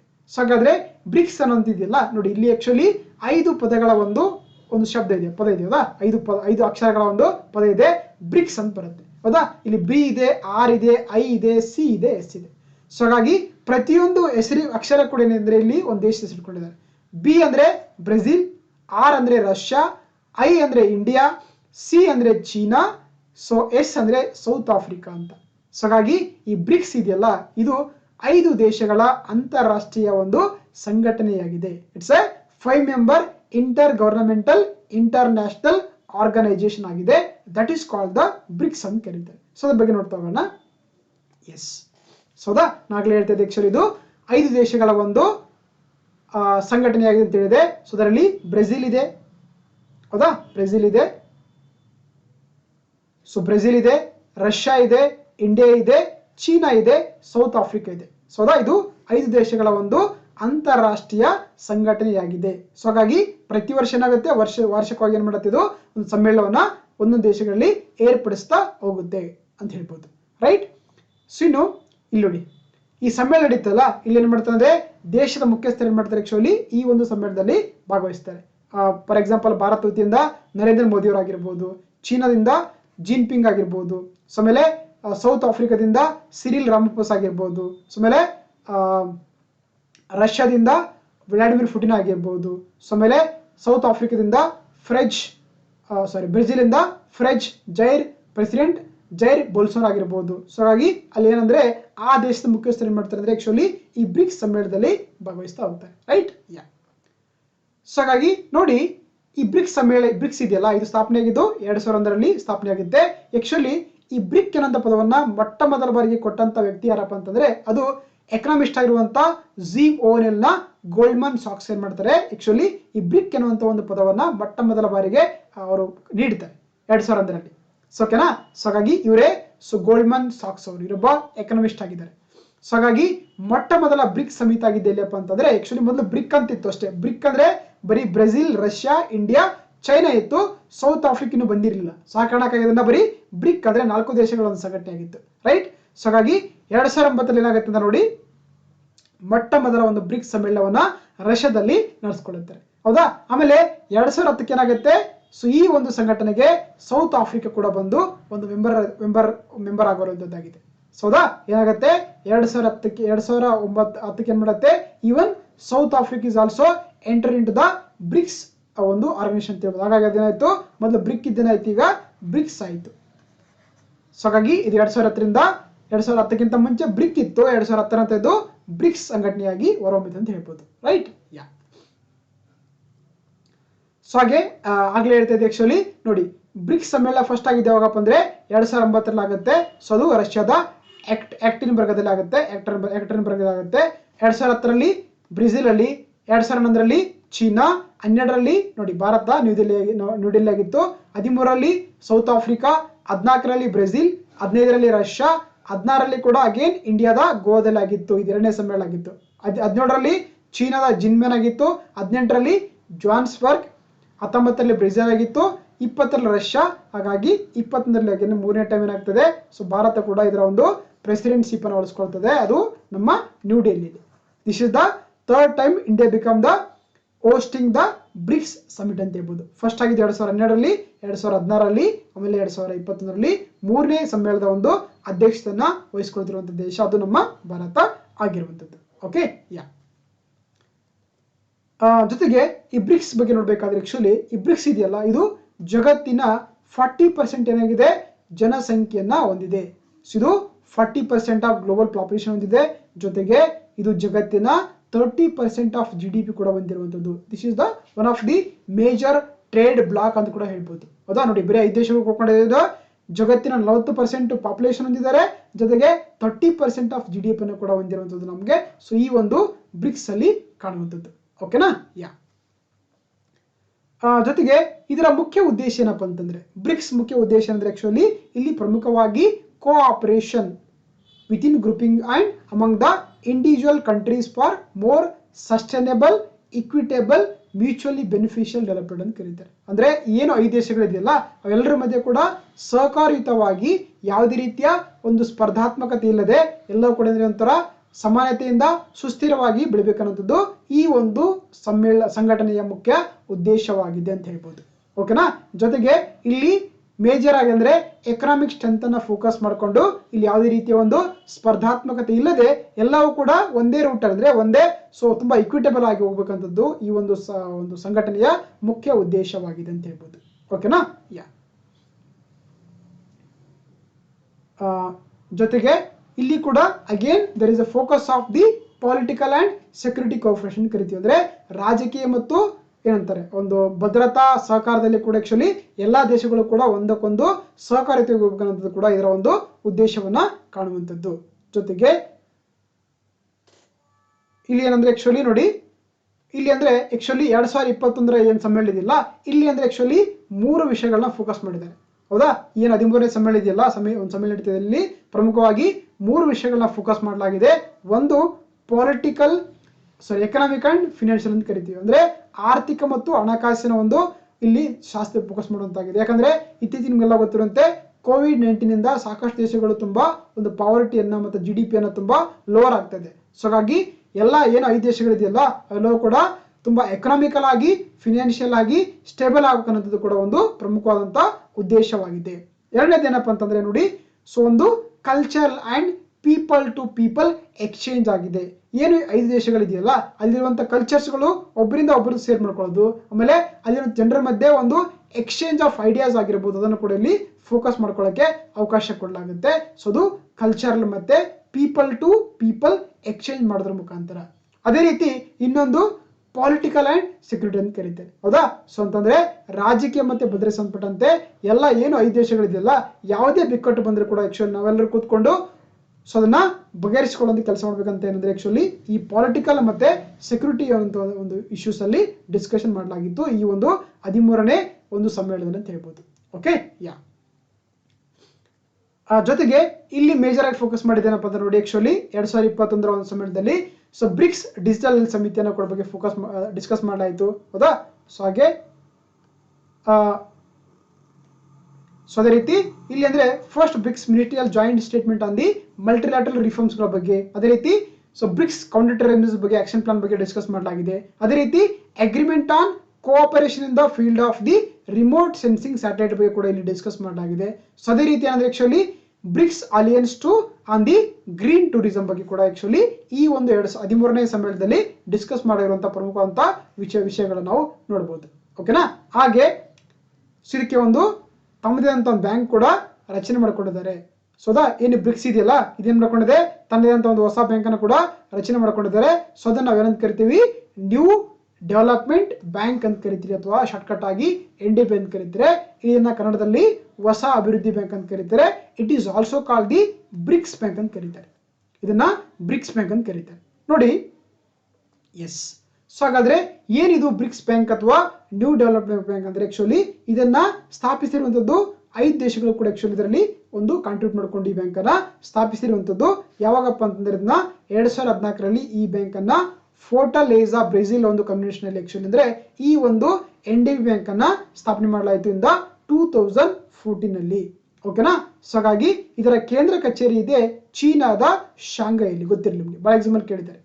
ಹಾಗಾಗಿ NDB ಕೇಂದ್ರ ಕಚೇರಿ ಎಲ್ಲಿದೆಪ್ಪ ಅಂದ್ರೆ ಚೀನಾದ ಶಾಂಘೈ ಸಿಟಿಯಲ್ಲಿ ಇದರ ಒಂದು ಪ್ರಮುಖವಾದ ಕೇಂದ್ರ ಕಚೇರಿಯನ್ನ ಹೊಂದಿರುವಂತದ್ದು. ಜೊತೆಗೆ ನೋಡಿ ಇದರ ಮುಖ್ಯ ಉದ್ದೇಶ ಅಂದ್ರೆ actually multilateral regional financial institutions for the global development ಅಂತ ಕರೀತಾರೆ. ಅಂದ್ರೆ ಇಲ್ಲಿ ಮಲ್ಟಿಲ್ಯಾಟ್ರಲ್ ಆಗಿ ಮತ್ತೆ ಪ್ರಾದೇಶಿಕವಾಗಿ ಆಕ್ಚುಲಿ ಒಂದು ಹಣಕಾಸು ಸಂಬಂಧಪಟ್ಟಂತೆ ತಾವೆಲ್ಲವೂ ಕೂಡ ಒಂದು ಬೂಸ್ಟ್ ಅಂದ್ರೆ ಸ್ಟ್ರಾಂಗ್ ಆಗಿರ್ಬೇಕನ್ನೋದು ಈ NDB ಬ್ಯಾಂಕಿನ ಮುಖ್ಯ ಉದ್ದೇಶವಾಗಿದೆ. ಜೊತೆಗೆ ಇಲ್ಲಿ ಏನಂದ್ರೆ ಯಾವುದೇ ರೀತಿ ಏನಂದ್ರೆ ಆಕ್ಚುಲಿ ಯಾವ ದೇಶಕ್ಕೆ ಕೂಡ ಅಷ್ಟು ಇಂಪಾರ್ಟೆನ್ಸ್ ಕೊಡದೆ ಎಲ್ಲಾ ದೇಶ ಏನ್ ಮಾಡ್ತೇವೆ ಅಂದ್ರೆ ಆಕ್ಚುಲಿ ಇಲ್ಲಿ ಸಮನಾಗಿ ನೀಡುವುದರ ಕಾರಣಕ್ಕಾಗಿ ಎಲ್ಲಾ ದೇಶಗಳು ಏನ್ ಮಾಡ್ತೇವೆ ಅಂದ್ರೆ ಒನ್ ವೋಟ್ ಸಿಸ್ಟಮ್ ಅನ್ನ ಹೊಂದಿರುವಂತದ್ದು. ಇಲ್ಲಿ ಯಾವುದೇ ರೀತಿಯ ವಿಟೋ ಪವರ್ಸ್ ಅನ್ನ ಹೊಂದಿಲ್ಲ ರಿಗಾರ್ಡಿಂಗ್ ದ ಫಂಡಿಂಗ್ ಬಗ್ಗೆ. ಎಲ್ಲಾ ದೇಶಗಳು ಕೂಡ ಆಕ್ಚುಲಿ ಸಮನಾದಂತಹ ಒಂದು ಅಧಿಕಾರವನ್ನ ಅಥವಾ ಒಂದು ನಿಯಂತ್ರಣವನ್ನ ಹೊಂದಿರುವಂತದ್ದು regarding the new development bank ಅಂತ ಕರೀತಾರೆ. ಓಕೆನಾ. ಹಾಗಾಗಿ ಇಷ್ಟೆಲ್ಲ ಗೊತ್ತಿರಬೇಕು regarding the 13th BRICS summit ಅಂತ ಹೇಳ್ಬೋದು. Okay. Move to the next topic. ಜೊತೆಗೆ ಗೊತ್ತಿರಲಿ ರೀಸೆಂಟ್ ಆಗಿ ಆಕ್ಚುಲಿ NDB ಇದೆಯಲ್ಲ ಇದರ ಅಧ್ಯಕ್ಷರಾಗಿ ಹೊಸ ವ್ಯಕ್ತಿಯನ್ನು ಆಯ್ಕೆ ಮಾಡ್ತಾರೆ. ಅವರೇ ಮಾರ್ಕೋಸ್ ಫ್ರಾಡೋ ಟ್ರೈಸ್ ಅಂತ ನೋಡಿ. ಓಕೆನಾ. Marcos Prado Troyjo is the new chairman of the new development bank ಅಂತ. ಇದಕ್ಕಿಂತ ಮುಂಚೆ ನಮ್ಮ ಕರ್ನಾಟಕದ ಕೆ.ವಿ. ಕಮತ್ ಅವರು ಇದರ ಮೊಟ್ಟ ಮೊದಲ ಅಧ್ಯಕ್ಷರಾಗಿ ಕಾರ್ಯವನ್ನ ನಿರ್ವಹಿಸ್ತಾರೆ. ರೀಸೆಂಟ್ ಆಗಿ ಅವರ ಒಂದು ಸ್ಥಾನಕ್ಕೆ ರಿಟೈರ್ ಆಗ್ತಾರೆ. ಆ ಕಾರಣಕ್ಕಾಗಿ ಅದರ ಹೊಸ ಅಧ್ಯಕ್ಷರಾಗಿ ಮಾರ್ಕೋಸ್ ಫ್ರಾಡೋ ಟ್ರೈಸ್ ಅವರು ಹೊಸ ಅಧ್ಯಕ್ಷರಾಗಿ ಅಥವಾ ಚೇರ್ಮನ್ ಆಗಿ ಇಂಡಿಯನ್ ಬ್ಯಾಂಕ್ನ ಅಧ್ಯಕ್ಷರಾಗಿರುವಂಥದ್ದು. ಸೊ ಹಾಗಾಗಿ ಇದು ಕೂಡ ನಿಮಗೆ ರೀಸೆಂಟ್ ಆಗಿರುವಂತಹ ಒಂದು ಇಶ್ಯೂ ಅಂತ ಹೇಳ್ಬೋದು. Okay, moving to the next topic. Yes, recent ಏನಂದ್ರೆ ಆಕ್ಚುಲಿ ನಿಮಗೆಲ್ಲ ಗೊತ್ತಿರುವಂತೆ ಒಂದು ಕಡೆ ಉತ್ಖನನ ಮಾಡ್ತಾರೆ ಅಥವಾ ಎಕ್ಸ್ಕವೇಷನ್ ಮಾಡ್ತಾರೆ. ಅಲ್ಲಿ ನಮಗೆ ಒಂದು ಹೊಸದಾಗಿರುವಂತಹ ನಾಗರಿಕತೆ ಕಂಡು ಬಂದಿರೋದ್ರಿಂದ ಸೌತ್ ಇಂಡಿಯಾದಲ್ಲಿ, ಅದುವೇ ತಮಿರಾಬರಾಣಿ. ಓಕೆ, ತಮಿರಾಬರಾಣಿ ನಾಗರಿಕತೆ ಅಂತ ಕರೀತಾರೆ. ಸೊ ಅದು ಅಲ್ಲಿ ವಿಶೇಷವಾಗಿ ಏನಂದ್ರೆ ಆಕ್ಚುಲಿ ಒಂದು ಗಡಿಗೆ ಪಾಟ್ಸ್ಗಳು ಕಂಡು ಬಂದಿದೆ ಉತ್ಖನನದಲ್ಲಿ. ಆ ಕಾರಣಕ್ಕಾಗಿ ಅದಕ್ಕೆ ನಾವು ತಮಿರಾಬರಾಣಿ ನಾಗರಿಕತೆ ಅಥವಾ ತಮಿರಾಬರಾಣಿ ಸಿವಿಲೈಸೇಷನ್ ಅಂತ ಕರೀತಾರೆ. ಸೊ ಹೌದಾ, ಇದು ರೀಸೆಂಟ್ ಆಗಿ ಉತ್ಖನನ ಮಾಡಿರುವಂತಹ ಒಂದು ಸ್ಥಳವನ್ನು ನಾವು ರೀಸೆಂಟ್ ಆಗಿ ಫೋಟೋದಲ್ಲಿ ಕಾಣ್ತಾ ಇದ್ವಿ. ಹೌದಾ, ಸೊ ಹಾಗಾದ್ರೆ ಅದ್ರ ಬಗ್ಗೆ ಡಿಸ್ಕಸ್ ಮಾಡ್ತಾ ಹೋಗೋಣ. ನೋಡಿ, ರೀಸೆಂಟ್ ಆಗಿ ಆಕ್ಚುಲಿ ಈ ತಮಿರಾಬರಾಣಿ ಅಂತ ಇದೆಯಲ್ಲ, ಇದು ಏನಂದ್ರೆ ನೋಡಿ, ನಮ್ಗೆ ಯಾವುದೇ ಒಂದು ಸಿವಿಲೈಸೇಷನ್ ತಗೊಂಡಾಗ, ಹೌದಾ, ಯಾವುದೇ ಒಂದು ನಾಗರಿಕತೆ ತಗೊಂಡಾಗ ನಮ್ಗೆ ಆಕ್ಚುಲಿ ಏನಾಗುತ್ತೆ, ಆ ನದಿ ಹೆಸರಿಟ್ಟಿರ್ತಾರೆ. ಫಾರ್ ಎಕ್ಸಾಂಪಲ್ ನಮಗೆ ಭಾರತದಲ್ಲಿ ಸಿಂಧು ಹರಪ್ಪ ನಾಗರಿಕತೆ ಅಂತ ಕರಿತೀವಿ. ಹೌದಾ, ಸಿಂಧು ಅಥವಾ ಇಂಡಸ್ ವ್ಯಾಲೆ ಸಿವಿಲೈಸೇಷನ್ ಅಂತ ಕರಿತೀವಿ. ಅದೇ ರೀತಿ ಮೆಸೊಪೊಟಮ್ ಸಿವಿಲೈಸೇಷನ್ ಅಂತ ಕರಿತೀವಿ. ಹೌದಾ, ಆಂಗೋ ಅಥವಾ ಚೀನಿಯ ಸಿವಿಲೈಸೇಷನ್ ಅಂತ ಕರಿತೀವಿ. ಅಂದ್ರೆ ನೋಡಿ ಆಕ್ಚುಲಿ ಏನಾಗಿದೆ, ಆ ನದಿಗಳ ಹೆಸರು ಏನಂದ್ರೆ ಆಕ್ಚುಲಿ ಆ ಒಂದು ನಾಗರಿಕತೆಗೆ ಇಟ್ಟಿರ್ತಾರೆ. ಅದೇ ರೀತಿ ಕೂಡ ಆಕ್ಚುಲಿ ಈ ತಮಿರಾಬರಾಣಿ ಇದೆಯಲ್ಲ, it is also name of the river ಆಗಿದೆ in the state of the Tamil Nadu. ಆ ಕಾರಣಕ್ಕಾಗಿ ಇದನ್ನು ನಾವು ತಮಿರಾಬರಾಣಿ ನಾಗರಿಕತೆ ಅಥವಾ ತಮಿರಾಬರಾಣಿ ಸಿವಿಲೈಸೇಷನ್ ಅಂತ ಕರೀತಾರೆ. ಸೊ ಅದ್ರ ಬಗ್ಗೆ ಡಿಸ್ಕಸ್ ಮಾಡ್ತಾ ಹೋಗೋಣ. ರೈಟ್, ರೀಸೆಂಟ್ ಆಗಿ ಆಕ್ಚುಲಿ ತಾಮ್ರಪರ್ಣಿ, ಇದಕ್ಕೆ ಡಿಫ್ರೆಂಟ್ ಹೆಸರು ಏನಂತಂದ್ರೆ ತಾಮ್ರಪರ್ಣಿ ಅಂತ ಕೂಡ ಕರೀತಾರೆ, ತಮಿರಾಬರಾಣಿ ಅಂತ ಕರೀತಾರೆ, ಪೊರಣ್ಣೆ ಅಂತ ಕರೀತಾರೆ. ಸೊ ಅದಾ ಇದೇನಂದ್ರೆ ಆಕ್ಚುಲಿ ತಮಿಳುನಾಡಿನಲ್ಲಿರುವಂತಹ ಒಂದು ದೀರ್ಘಕಾಲಿಕವಾದಂತಹ ಒಂದು ರಿವರ್ ಆಗಿತ್ತು. ಇದೇನಂದ್ರೆ ಆಕ್ಚುಲಿ ಇದು ಮೇಜರ್ ಆಗಿ ಹುಟ್ಟುವಂಥದ್ದು ವೆಸ್ಟರ್ನ್ ಘಾಟ್ಸ್ ಅಲ್ಲಿ ಹುಟ್ಕೊಳ್ಳುತ್ತೆ. ಅದು ಎಸ್ಪೆಷಲಿ ಪೂತಗಾಯಿ ಬೆಟ್ಟಗಳ ಒಂದು ಅಗಸ್ತರ್ ಕೊಡಂ ಶಿಖರದಲ್ಲಿ ಆಕ್ಚುಲಿ ಈ ನದಿ ಹುಟ್ಕೊಳ್ಳುತ್ತೆ. ಆಮೇಲೆ ಏನಂದ್ರೆ ಇದು ತಿರುನೆಲ್ ಮತ್ತೆ ತೂತುಕುಡಿ ಮುಖಾಂತರ ಅಂದ್ರೆ ಆಕ್ಚುಲಿ ಬಂಗಾಳ ಕೊಲ್ಲಿಯನ್ನ ಸೇರುವಂತ ಒಂದು ಪ್ರಮುಖವಾದ ನದಿ ಇತ್ತಲ್ಲ, ಅದನ್ನ ತಾಮ್ರಪರ್ಣಿ, ತಮಿರಾಬರಾಣಿ, ಪೊರಣ್ಣೆ ಅಂತ ಕೂಡ ವಿವಿಧ ಹೆಸರುಗಳಿಂದ ಕರೀತಾರೆ. ಹೌದಾ, ಸೊ ಹಾಗಾಗಿ ಈ ನದಿ ದಂಡೆಯಲ್ಲಿ ಕೂಡ ಆಕ್ಚುಲಿ ಯಾವುದೋ ಒಂದು ನಾಗರಿಕತೆ ಇದ್ದಿರಬಹುದು ಅಂತ ಏನ್ ಮಾಡ್ತಾರೆ ಅಂದ್ರೆ ರೀಸೆಂಟ್ ಆಗಿ ಕೆಲವೊಂದು ಉತ್ಖನನಗಳ ಮುಖಾಂತರ ನಮ್ಗೆ ಗೊತ್ತಾಗ್ತದೆ. ಯಾರು ಮಾಡಿದಾರೆ ಅದನ್ನಂತಂದ್ರೆ ಗೊತ್ತಿರಲಿ. ಸೊ ಅದನ್ನ ಅಮೆರಿಕ ಮೂಲದ ಏನಂದ್ರೆ ಆಕ್ಚುಲಿ ಆರ್ಕಿಯಾಲಜಿಸ್ಟ್ ಏನ್ ಮಾಡ್ತಾರೆ, ಈ ಒಂದು ಕಾರ್ಬನ್ ಡೇಟಿಂಗ್ ಮುಖಾಂತರ ಏನ್ ಮಾಡಿದರೆ ಈ ನದಿಯ ಒಂದು ಅವಶೇಷಗಳನ್ನ ಪತ್ತೆ ಹಚ್ಚಿ ಸುಮಾರು 3200 ವರ್ಷಗಳಂತ ಹಳೆಯಾದಂತ ಕೆಲವೊಂದು ಏನಂದ್ರೆ ಉತ್ಖನನಗಳು ರೀಸೆಂಟ್ ಆಗಿ ಈ ಕಾರ್ಬನ್ ಡೇಟಿಂಗ್ ಮುಖಾಂತರ ಸೊ ಪತ್ತೆ ಮಾಡಿದ್ದಾರೆ. ಹೌದಾ, ಹಾಗಾಗಿ ಇದರ ಪ್ರಕಾರ ಏನಂದ್ರೆ ಆಕ್ಚುಲಿ ಡಾಟಾ ಪ್ರಕಾರ ಅದು ವೈಗೈ ನಾಗರಿಕತೆಯಿಂದ ಕೂಡ ಹಳೆದಾಗಿರ್ಬೇಕನ್ನುವಂತ ಒಂದು ಇಮೇಜ್, ಒಂದು ಕಲ್ಪನೆ ಕೂಡ ಈ ಒಂದು ಪುರಾತನ ತಜ್ಞರು ಇದರಲ್ಲಿ ಒಂದು ಮೆನ್ಷನ್ ಮಾಡಿರುವಂಥದ್ದು. ಓಕೆನಾ, ಜೊತೆಗೆ ನೋಡಿ ಈ ತಮಿರಾಬರಾಣಿ ಅಥವಾ ಸಿವಿಲೈಸೇಷನ್ ಇದೆಯಲ್ಲ, ಇದು ಆಕ್ಚುಲಿ ಈ ತಮಿಳುನಾಡಲ್ಲಿ ಸುಮಾರು 3200 ವರ್ಷಗಳ ಹಿಂದೆ ಆಕ್ಚುಲಿ ಅದು ಕೂಡ ಒಂದು ನಾಗರಿಕತೆ ಆಗಿತ್ತು ಅನ್ನೋದಕ್ಕೆ ಸಾಕಷ್ಟು ಅಲ್ಲಿ ಒಂದು ಅವಶೇಷಗಳು ಸಿಗ್ತಾ ಇರುವಂತದ್ದಾಗಿದೆ. ಇದನ್ನ ರೀಸೆಂಟ್ ಆಗಿ ಈ ಕಾರ್ಬನ್ ಡೇಟಿಂಗ್ ಮುಖಾಂತರ ಅಮೆರಿಕದ ಆರ್ಕಿಯಾಲಜಿಸ್ಟ್ಗಳು ಇದನ್ನ ಎಕ್ಸ್ಕವೇಷನ್ ಮಾಡಿದ್ದಾರೆ. ಹೌದಾ, ಸೊ ಅದ್ರ ಬಗ್ಗೆ ನಿಮಗೆ ಗೊತ್ತಿರಬೇಕಾಗುತ್ತೆ.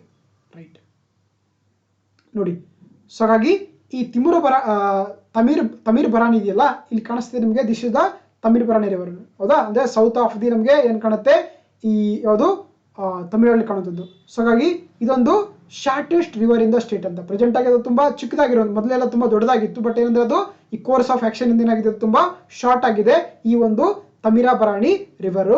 ಸೊ ಹಾಗಾಗಿ ಇದು ಏನಂದ್ರೆ ವೆಸ್ಟರ್ನ್ ಘಾಟ್ಸ್ ನ ಪೋತಿಗೈ ಹಿಲ್ಸ್ ಅಲ್ಲಿ ಉಟ್ಕೊಳ್ಳುವಂತ ಒಂದು ನದಿಯಾಗಿತ್ತು. ಆಮೇಲೆ ಇದು ಏನಂದ್ರೆ ಆಕ್ಚುಲಿ ಈ ತಿರುನೆಲ್ ಮತ್ತೆ ತೂತುಕುಡಿ ಮುಖಾಂತರ ಏನಾಗುತ್ತೆ ಈ ಬೆಂಗಾಳ ಕೊಲ್ಲಿಯನ್ನ ಸೇರುವಂತ ಪ್ರಮುಖವಾದಂತಹ ನದಿಯಾಗಿತ್ತು. ಅದುವೇ ತಮಿರಾಬರಾಣಿ ನದಿ ಅಂತ ಕರೀತಾರೆ. ಸೊ ಹಾಗಾಗಿ ಇದರ ದಂಡೆಯಲ್ಲೇ ಯಾವುದೋ ಒಂದು ಕಡೆ ಏನಾಗಬಹುದು ನಾಗರಿಕತೆ ಇತ್ತು ಅನ್ನೋದಕ್ಕೆ ಸಾಕಷ್ಟು ಒಂದು ಅವಶೇಷಗಳು ರೀಸೆಂಟ್ ಆಗಿ ಅದನ್ನ ಪತ್ತೆ ಮಾಡಿರುವಂತದ್ದಾಗಿದೆ. ಅದಕ್ಕಾಗಿ ಅದನ್ನ ನಾವು ತಮಿರಾಬರಾಣಿ ಏನಂತ ಕರೀತಾರೆ, ಸಿವಿಲೈಸೇಷನ್ ಅಥವಾ ನಾಗರಿಕತೆ ಅಂತ ಕರೀತಾರೆ. ರೈಟ್,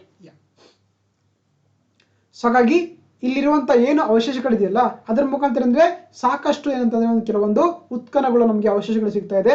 ಸೊ ಹಾಗಾಗಿ ಏನಂದ್ರೆ ಇದರ ಮುಖಾಂತರ ನಾವು ಅಲ್ಲಿರುವಂತ ಏನು ತಮಿಳನ್ನ ಆಳಿರುವಂತ ಪ್ರಮುಖವಾದಂತ ಪಾಂಡ್ಯಾಸ್ ಆಗಿರಬಹುದು, ಚೇರಾಸ್ ಮತ್ತೆ ಚೋಳಾಸ್ ಬಗ್ಗೆ ಕೆಲವೊಂದು ಇನ್ಫಾರ್ಮೇಶನ್ ಕೂಡ ಆಕ್ಚುಲಿ ಇದರಲ್ಲಿ ಸಿಕ್ಕಿರುವಂತದ್ದಾಗಿದೆ. ಜೊತೆಗೆ ನೋಡಿ ಇದ್ರ ಅಂದ್ರೆ ಆಕ್ಚುಲಿ ಸಂಗಮ್ ಲಿಟರೇಚರ್ ಕೂಡ ಆಕ್ಚುಲಿ ಅಂದ್ರೆ ಇದ್ರ ಬಗ್ಗೆ ಒಂದು ಕೆಲವೊಂದು ಮಾಹಿತಿಗಳು ಕೂಡ ಇದ್ದಿರುವಂತದ ಕಾರಣಕ್ಕಾಗಿ ಇದನ್ನ ನಾವೊಂದು it is also one of the civilisation ಅಂತ ಹೇಳ್ಬೋದು. That is called the Thamirabarani civilisation ಕರೀತಾರೆ. Okay, in the state of the Tamil Nadu ಅಂತ. ರೈಟ್, ಜೊತೆಗೆ ನಿಮ್ಗೆಲ್ಲ ಗೊತ್ತಿರುವಂತೆ ಲಾಸ್ಟ್ ಇಯರ್ ಕೂಡ ಏನಾಗಿತ್ತು ಅಂದ್ರೆ ಭಾರತದಲ್ಲಿ ಒಂದು ಈ ತಮಿಳುನಾಡಲ್ಲಿ ಇನ್ನೊಂದು ಸಿವಿಲೈಸೇಷನ್ ಸಿಕ್ಕಿತ್ತು, ಅದನ್ನ ನಾವೇನು ಕರಿತೀವಿ ಕಿಲಾಡಿ ಸಿವಿಲೈಸೇಷನ್ ಅಂತ ಕರೀತಾರೆ ಅಥವಾ ಕಿಳಾದಿ ಸಿವಿಲೈಸೇಷನ್ ಕರೀತಾರೆ. ಇದು ಕೂಡ 6th century BC ಹಿಂದೆ ಆಕ್ಚುಲಿ ಇದು ಕೂಡ ಏನಾಗಿತ್ತು ಒಂದು ಬಹಳ ಪ್ರಮುಖವಾದಂತ ಒಂದು ಏನಾಗಿತ್ತು ನಾಗರಿಕತೆ ಅಂತಾಗಿತ್ತು. ಯಾಕಂದ್ರೆ ಅಲ್ಲಿ ಫೌಂಡೇಟ್ ಮಾಡಿದಾಗ ನಮಗೆ ಸಾಕಷ್ಟು ಉತ್ಖನಗಳು ಸಿಕ್ಕಿದೆ ನಮ್ಗೆ ನೋಡಿ ಹೌದಾ. This is the Kiladi civilisation site in the state of the Tamil Nadu ಅಂತ ಸೊ ಗೊತ್ತಿರಲಿ. ಸೊ ಇತ್ತೀಚೆಗೆ ಆಕ್ಚುಲಿ ಅಂದ್ರೆ ನಮಗೆ ತಮಿಳುನಾಡಲ್ಲಿ ಎರಡು ರೀತಿ ಏನಂತಂದ್ರೆ ಒಂದು ನಾಗರಿಕತೆ ಕೊಂಡು ಬಂದಿರೋದು, ಒಂದು ತಮಿರಾಬರಾಣಿ, ಇನ್ನೊಂದು ಕಿಲಾಡಿ ಸಿವಿಲೈಸೇಷನ್ ಗೊತ್ತಿರಬೇಕು ನಮಗೆ. Okay, so moving to the next topic. ನಿಮ್ಗೆಲ್ಲ ಗೊತ್ತಿರುವಂತೆ ಸ್ವಾಮಿ ವಿವೇಕಾನಂದರು ಏನು ಮಾಡ್ತಾರೆ ಅಂದ್ರೆ ಆಕ್ಚುಲಿ ಸೊ ಅವರು ಅಮೆರಿಕದ ಚಿಕಾಗೋದಲ್ಲಿ ತಮ್ಮ ಒಂದು ಅದ್ಭುತವಂತ ಭಾಷಣ ಮುಖಾಂತರ ಇಡೀ ವಿಶ್ವವಿಖ್ಯಾತಿಯನ್ನು ಪಡೀತಾರೆ. ಸೊ ಹೌದಾ. ಸೊ ಹಾಗಾಗಿ 2021 ಏನಾಯ್ತು ಅಂದ್ರೆ ಆಕ್ಚುಲಿ ಅದು ಅವ್ರು ಹೋಗಿ ಬಂದು ಭಾಷಣ ಮಾಡಿದೆ ಅಂದ್ರೆ ಸುಮಾರು 128 ವರ್ಷಗಳ ಒಂದು ಆಚರಣೆಯನ್ನ ವರ್ಷ ಆಯ್ತು ಅಂತ ಹೇಳ್ಬೋದು. ಸೊ ಹಾಗಾಗಿ ಅದ್ರ ಬಗ್ಗೆ ಡಿಸ್ಕಸ್ ಮಾಡ್ತಾ ಹೋಗೋಣ, ರೈಟ್. ಸೊ ನಿಮ್ಗೆಲ್ಲ ಗೊತ್ತಿರುವಂತೆ ವಿವೇಕಾನಂದರು ಏನ್ ಮಾಡ್ತಾರೆ ಅಂದ್ರೆ ಆಕ್ಚುಲಿ ಸೆಪ್ಟೆಂಬರ್ 11, 1983 ಅವರು ಅಮೆರಿಕದ ಚಿಕಾಗೋದಲ್ಲಿ ಒಂದು ವಿಶ್ವ ಧರ್ಮಗಳ ಸಂಸತ್ತಿನಲ್ಲಿ ಅಥವಾ parliament of the world religious ಸಮ್ಮೇಳನದಲ್ಲಿ ಆಕ್ಚುಲಿ ತಮ್ಮ ಪ್ರಸಿದ್ಧ ಭಾಷಣವನ್ನು ಮಾಡ್ತಾರೆ ಹೌದಾ. The brothers and sisters of America ಅಂತ ಹೇಳಿದ್ರೆ ತುಂಬಾ ಅದ್ಭುತವಾದ ಭಾಷಣ ಮುಖಾಂತರ ಆಕ್ಚುಲಿ ಇಡೀ ಒಂದು ಸಮಾರಂಭದಲ್ಲಿ ಸಾಕಷ್ಟು ಒಂದು ಚಪ್ಪಾಳೆಗಳನ್ನ ಪಡೆಯುವಂತ ಒಬ್ಬ ಭಾಷಣಕಾರಾಗಿದ್ರು, ಅದುವೇ ಸ್ವಾಮಿ ವಿವೇಕಾನಂದ ಅವರು. ಸೊ ಅದಕ್ಕೆ ಏನಂತ ಕರಿತಾರೆ ಆಕ್ಚುಲಿ ಅವರನ್ನ ಭಾರತದ ಸೈಕ್ಲೋನಿಕ್ ಸನ್ಯಾಸಿ ಅಂತ ಕರೀತಾರೆ ನೋಡಿ.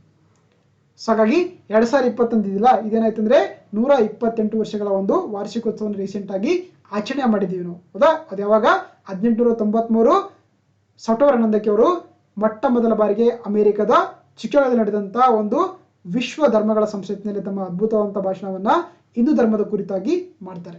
ಸೊ ಅದರಿಂದ ಅವರು ತುಂಬಾ ಪ್ರಖ್ಯಾತಿಯನ್ನು ಕೂಡ ಪಡಿತಾರೆ, ಮತ್ತೆ ಹಿಂದೂ ಧರ್ಮವನ್ನ ಪಾಶ್ಚಾತ್ಯ ರಾಷ್ಟ್ರಕ್ಕೆ ಕೂಡ ಪರಿಚಯ ಮಾಡಿರುವಂತ ವ್ಯಕ್ತಿ. ಆ ಕಾರಣಕ್ಕಾಗಿ ಅವರನ್ನು ನಾವು ಭಾರತದ ಸೈಕ್ಲೋನಿಕ್ ಸನ್ಯಾಸಿ ಅಂತ ಕೂಡ ಕರೀತಾರೆ. ಓಕೆನಾ. ಇನ್ನು ಸೊ ಆಕ್ಚುಲಿ ನೋಡಿ ಅಂದ್ರೆ ಆಕ್ಚುಲಿ ಅಲ್ಲಿವರೆಗೂ ಕೂಡ ಆಕ್ಚುಲಿ ಹಿಂದೂ ಧರ್ಮ ಅಷ್ಟು ಫೇಮಸ್ ಆಗಿರಲಿಲ್ಲ. ಸೊ ಅವರ ಭಾಷಣ ಮುಖಾಂತರ ಏನಾಗುತ್ತೋ ಇವನ್ ಪಾಶ್ಚಿಮಾತ್ಯರು ಕೂಡ ಹಿಂದೂ ಧರ್ಮದ ಬಗ್ಗೆ ಸಾಕಷ್ಟು ಒಂದು ಗೌರವ ಭಾವನೆಗಳನ್ನ ಕೂಡ ಹೊಂದಲಿಕ್ಕೆ ಕಾರಣ ಆಗುತ್ತೆ ಹೌದಾ. ಅವರು ನೀಡಿದಂತ ಭಾಷಣದಲ್ಲಿ ಪ್ರಮುಖವಾಗಿ ಹಿಂದೂ ಧರ್ಮ ಮತ್ತೆ ಭಾರತೀಯ ಸಂಸ್ಕೃತಿಯ ಬಗ್ಗೆ ಸಾಕಷ್ಟು ವಿವರವಾಗಿ ಅಲ್ಲಿ ತಮ್ಮ ಭಾಷಣ ಮೂಲಕ ಅವರನ್ನು ನೀಡ್ತಾರೆ. ಸೊ ಅದರ ಮುಖಾಂತರ ಅಂದ್ರೆ ಇಡೀ ಜಗತ್ತಿಗೆ ಹಿಂದೂ ಧರ್ಮವನ್ನ ಪರಿಚಯ ಮಾಡಿಕೊಟ್ಟಿರುವಂತ ವ್ಯಕ್ತಿ ಅಂತಂದ್ರೆ ಕೂಡ ಅದು ಸ್ವಾಮಿ ವಿವೇಕಾನಂದ ಅಂತ ಹೇಳ್ಬೋದು. ಓಕೆನಾ. ಜೊತೆಗೆ ಇವರು ವಿಶೇಷವಾಗಿ ಭಾರತದ ಹಿಂದೂ ಧರ್ಮದ ಪುನರ್ಜೀವನ ಮತ್ತೆ 19ನೇ ಶತಮಾನದ ಉತ್ತರದಲ್ಲಿ ಹಿಂದೂ ಧರ್ಮದ ಪ್ರಮುಖ ವಿಶ್ವ ಧರ್ಮವಾಗೋದಕ್ಕೆ ಸ್ಥಾನ ವಹಿಸುವಲ್ಲಿ ಕೂಡ ಇವರ ಪಾತ್ರ ಬಹಳ ಪ್ರಮುಖವಾಗಿದೆ ಅಂತ ಕೂಡ ಹೇಳ್ಬೋದು. ಓಕೆನಾ.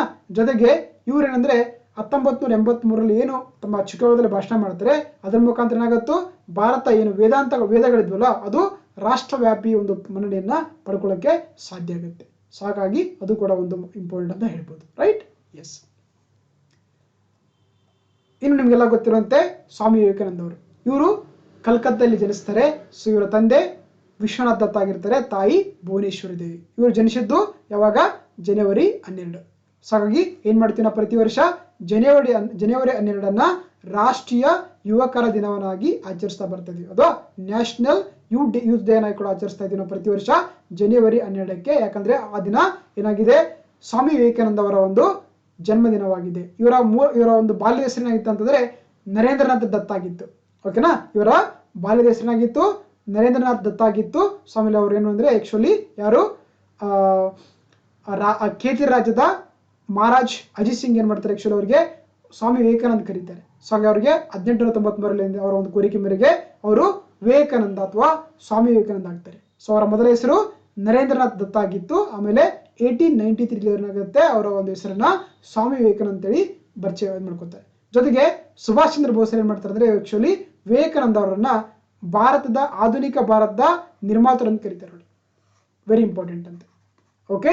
ಸ್ವಾಮಿ ವಿವೇಕಾನಂದ ಅವರನ್ನ ಏನ್ ಕರೀತಾರೆ ನೇತಾ ಸುಭಾಷ್ ಚಂದ್ರ ಬೋಸ್ ಅವರು ಆಧುನಿಕ ಭಾರತದ ನಿರ್ಮಾತೃ ಅಂತೇಳಿ ಒಂದು ಟೈಟಲ್ ನ ಕೂಡ ಅವರಿಗೆ ನೀಡ್ತಾರೆ.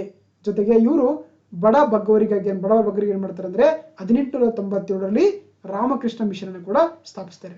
ಯಾಕಂದ್ರೆ ಇವರ ಒಬ್ಬ ಪ್ರಮುಖ ಗುರು ಯಾರಾಗಿದ್ರು ರಾಮಕೃಷ್ಣ ಪರಮಹಂಸ ಆಗಿದ್ರು ಹೌದಾ. ಅವ್ರ ಹೆಸರು ಏನ್ ಮಾಡ್ತಾರೆ 1897 ರಾಮಕೃಷ್ಣ ಮಿಷನ್ ಅನ್ನ ಸ್ಥಾಪಿಸ್ತಾರೆ. ಜೊತೆಗೆ ಬೇಲೂರು ಮಠ ಕೂಡ ಸ್ಥಾಪಿಸ್ತೀನಿ ಅಂದ್ರೆ ಅಲ್ಲಿ ಸಾಕಷ್ಟು ಜನರಿಗೆ ಆಕ್ಚುಲಿ ಬಡವರಿಗೆ ರೋಗಿಗಳಿಗೆ ಸಾಕಷ್ಟು ಸಹಾಯವನ್ನ ಮಾಡ್ತಾರೆ, ಯಾವುದೇ ರೀತಿಯ ಕುಲ ಭೇದವನ್ನ ಮಾಡದೆ. ಓಕೆನಾ. ಸೊ ಹಾಗಾಗಿ ಇವರು ವಿಶೇಷವಾಗಿ ವೇದಾಂತದಲ್ಲಿ ನವ ವೇದಾಂತಕ್ಕೆ ಒಂದು ಸಾಕಷ್ಟು ಹೊಸದಾಗಿರುವಂತಹ ಒಂದು ವ್ಯಾಖ್ಯಾನವನ್ನು ಕೂಡ ಕೊಡ್ತಾರೆ. ಸೊ ಹಾಗಾಗಿ ಅದು ಕೂಡ ಬಹಳ ಅವರ ಒಂದು ಪ್ರಮುಖವಾದಂತಹ ಪರಿಣಿತಿ ಅಥವಾ ಪಾಂಡಿತ್ಯ ಅಂತ ಹೇಳ್ಬೋದು. ರೈಟ್. ಎಸ್. ಇನ್ನು ಇವರು ಕೂಡ ಹಲವಾರು ಪುಸ್ತಕಗಳನ್ನು ರಚಿಸ್ತಾರೆ. ಅದರಲ್ಲಿ ಪ್ರಮುಖವಾಗಿ ರಾಜಯೋಗ,